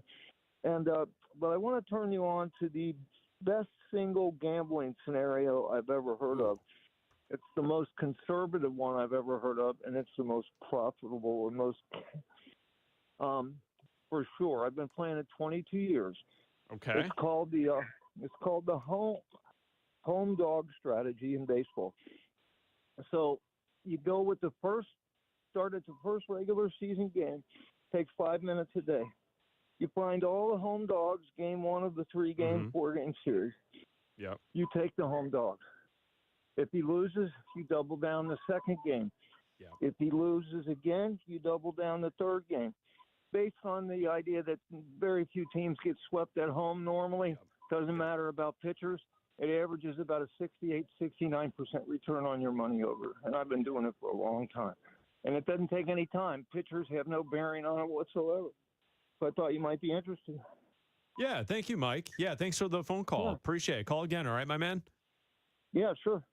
There he is. There's Mike in California. To be fair, I've heard of something like that before. Yeah. We know someone here in Chicago who has told me that what they do is it's kind of along the same lines that Mike is describing, but it's betting on the winner. It's betting on the better team. Yes. So when you have a team like the Dodgers, the Dodgers are so unlikely to get swept in a series that you just keep betting. You keep betting the Dodgers, assuming that they're going to win 3 or 4 of every 4-game set for the entire series. 2 out of 3, yeah. So I have heard of I don't really bet too much on baseball occasionally, but I have heard of stuff like that. Which is fun to kind of think about as we get set for baseball season. Yeah, and if you're going to do your betting, do it at DraftKings and use code BNDA. That's BNDA for Bleck Abdalla at DraftKings. Quickly, Lewis and Lyle, you're on with Bleck Abdalla. What's up, Lewis? Hey, good afternoon, guys. So first off, love to hear that, or at least I believe you guys are fans of King of the Hill after hearing all of those shots of Hank shouting loser. Loving that. Loser. Biggest loser, if you ask me, by the way, are Packers fans who got salty after the Bears won that playoff game. But the reason that I called Abdalla, you guys were talking about how the NFL, the only way to really get too saturated with the NFL is if they expand the playoffs, and it would not oversaturate if you started playing Mondays, Tuesdays, Wednesdays, Thursdays. You get the idea. My thought is, and I ran this by Carm a little while ago, a way to actually prevent tanking whilst actually expanding playoffs and not oversaturating would be if you played like Monday through Friday, teams that are eliminated from the playoffs in a consolation similar to what you have in fantasy football. The winner of that tournament will end up getting the number 1 overall pick. That way you won't have you can eliminate tanking. Teams are actually going to want to play. People are actually going to want to watch those games because they're going to want to know if they're getting Arch Manning next year, or whoever the number 1 overall pick ends up being. But it'll be a great way to Lewis. And thank you for your phone call, Lewis. Appreciate it. He's talking about Carmen DeFalco, our good friend from Chicago that we worked with for many years. I would say this. No, I don't think anyone's worried about tanking in the NFL. You don't need to fix tanking in the NFL. No. Now, it's the NBA that everyone wants to talk about and they're worried about with tanking in the NBA, but I don't think we need a solution for tanking in the NFL. Here's the problem with that, and I've heard this before. I haven't heard the tournament idea before. I've heard you get the 2 worst teams in the NFL to play, and the winner gets the number 1 pick. You're asking 2 quarterbacks to play for their replacement, right? That's not going to happen. Like, here's the idea. This is the idea. No quarterbacks. No quarterback. You play 1 game without a quarterback. Without quarterbacks. I've seen the Bears play against the Giants do that, and they lost that game. Yeah, it could be 1 game, no quarterbacks, only punting. The 2 teams just punt the football back and forth. So, and again, you have to get the owners you'd have to increase the salary cap because you'd have to get more players because the rosters, you're asking for more like there's so much the logistical nightmare that is this scenario because players would want longer contracts and bigger money because they're playing more games because the eliminated teams would be playing. I know that the teams that make the playoffs play more games, but the incentive is winning a Super Bowl. Yes. The incentive here is half of you are getting replaced. You know, like here. How about we play? And the prize that you're getting is that if you win, we're getting a higher pick, so more of you can be replaced with better players. It's Bleck Abdalla here on Westwood One Sports, sponsored by Progressive Insurance. Save on commercial auto insurance from Progressive. Get a fast quote at progressivecommercial.com. Did the Chargers make a really good sneaky signing yesterday? We'll tell you about that coming up next. Chaos. The Ravens backed out of their trade for Max Crosby. Will he return to the Raiders, or will the elite pass rusher be traded again to another team? We'll let you know what happens next and what it means in this historic saga. Westwood One Sports.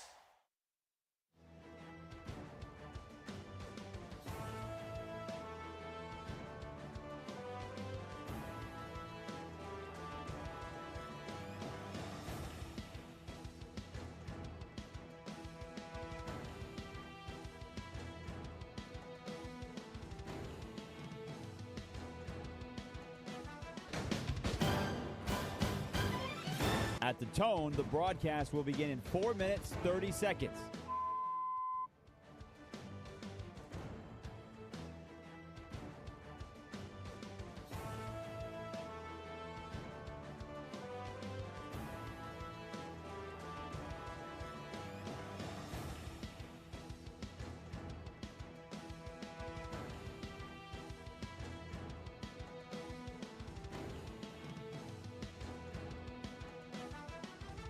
At the tone, the broadcast will begin in 4 minutes.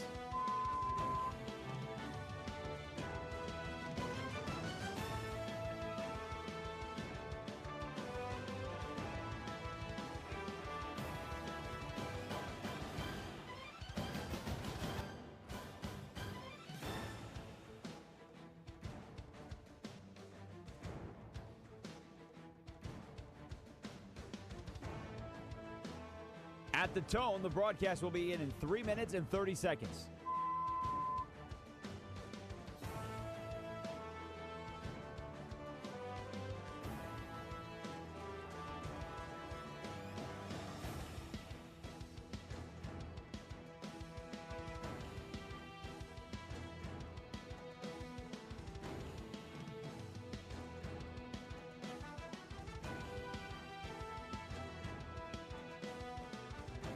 At the tone, the broadcast will begin in 3 minutes.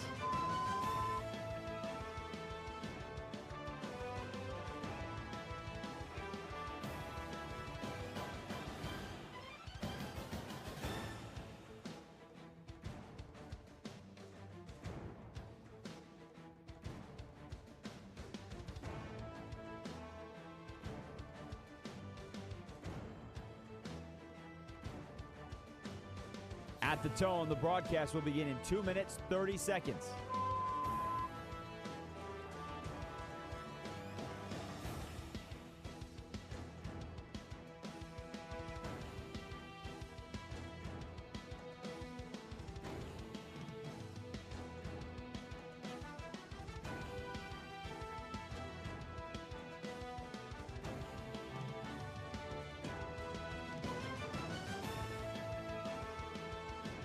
At the tone, the broadcast will begin in 2 minutes.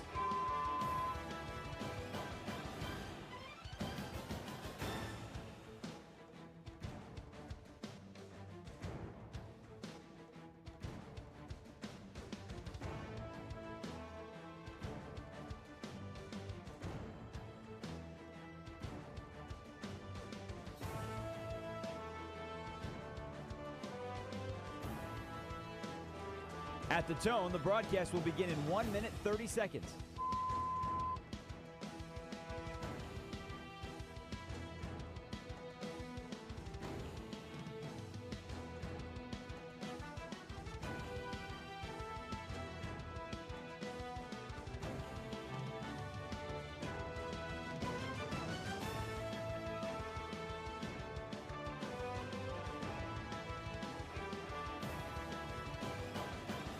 At the tone, the broadcast will begin in 1 minute.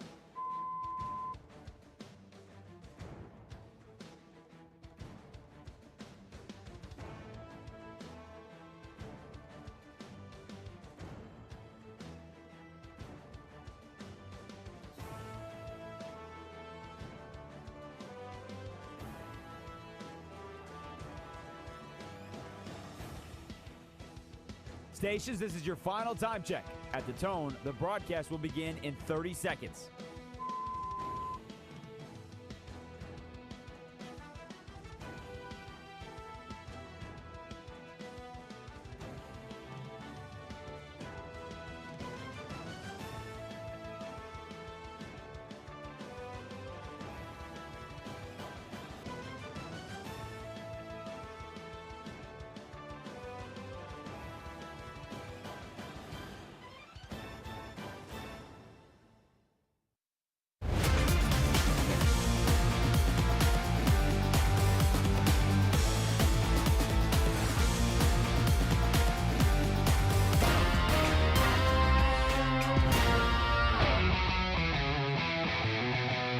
This is Bleck and Abdalla on Westwood One Sports. Here's Chris Bleck and Adam Abdalla. Jim Rome coming up in 12 minutes right here on Westwood One Sports. We'll return tomorrow noon to 3 Eastern right here on Westwood One Sports. Check out the podcast of Bleck and Abdalla on Apple, Spotify, and Odyssey. Also, like and subscribe to our YouTube channel. New content posted each and every day, Bleck and Abdalla Show. You can also watch the show live right there on YouTube, Bleck and Abdalla Show. So, Abdalla, when we're talking about teams in the NFL who are essentially winners, losers, and everything in between with free agency, one team that had a lot of cash to spend here in free agency who really hasn't done a whole heck of a lot, that team would be the Los Angeles Chargers. Yesterday, they signed former Ravens running back Keontae Mitchell to a 2-year, $9.25 million deal. Sources say $5 million guaranteed. Mitchell had 6 yards of carry behind Derrick Henry as a change of pace back. Now he'll do the same, splitting carries with Amarion Hampton.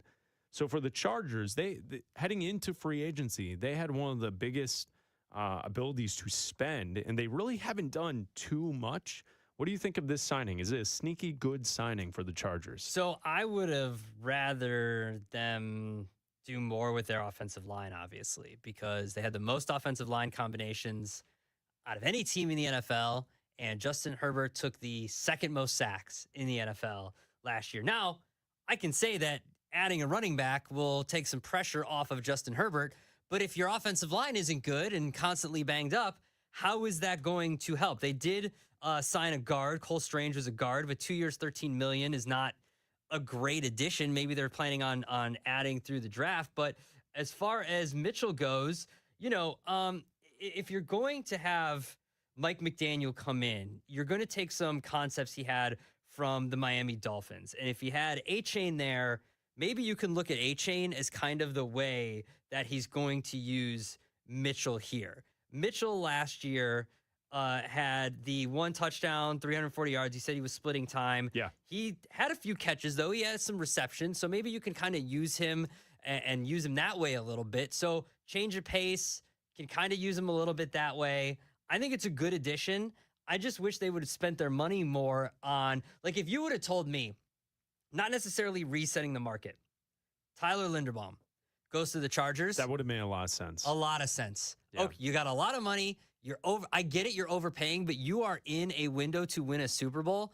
That makes sense. I'm not necessarily saying you have to reset the market and go 50% over the center market was from last season, but that would have made sense. And then you can use your draft picks. You can use extra money on other offensive line. I thought they would have done what the Bears did last season, where the Bears changed 4 out of 5 spots on their offensive line because they knew how bad it was the year before.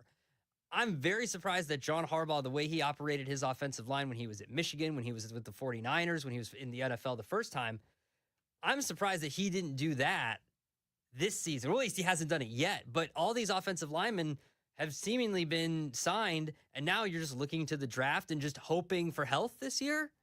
There's also reports out there that Kirk Cousins has interest, and the Raiders have interest in signing Kirk Cousins.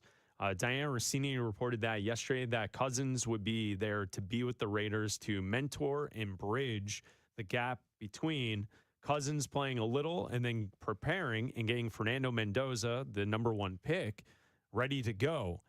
How about that for a quarterback room? If you have Kirk Cousins and Fernando Mendoza playing together in the same quarterback room, Is this the quarterback room? If you took every quarterback room that's out there, that would be the least likely you'd want to go grab a beer with? Like those two guys? Like Kirk Cousins and Fernando Mendoza? Right? Like who would be the third guy in that quarterback room? Ned Flanders? Yeah, nothing says Las Vegas Raiders. Nothing says like Oakland Raiders and where they came from. Like nothing says Raider Nation. Yeah, yes. Like, just win, baby. Like Kirk Cousins like and Kirk Fernando Cousins Mendoza. and Fernando, the two Their most personalities. milquetoast quarterbacks. Vanilla. G golly Willikers. Like you said it, Ned Flanders in bed by 10 p.m. in Vegas.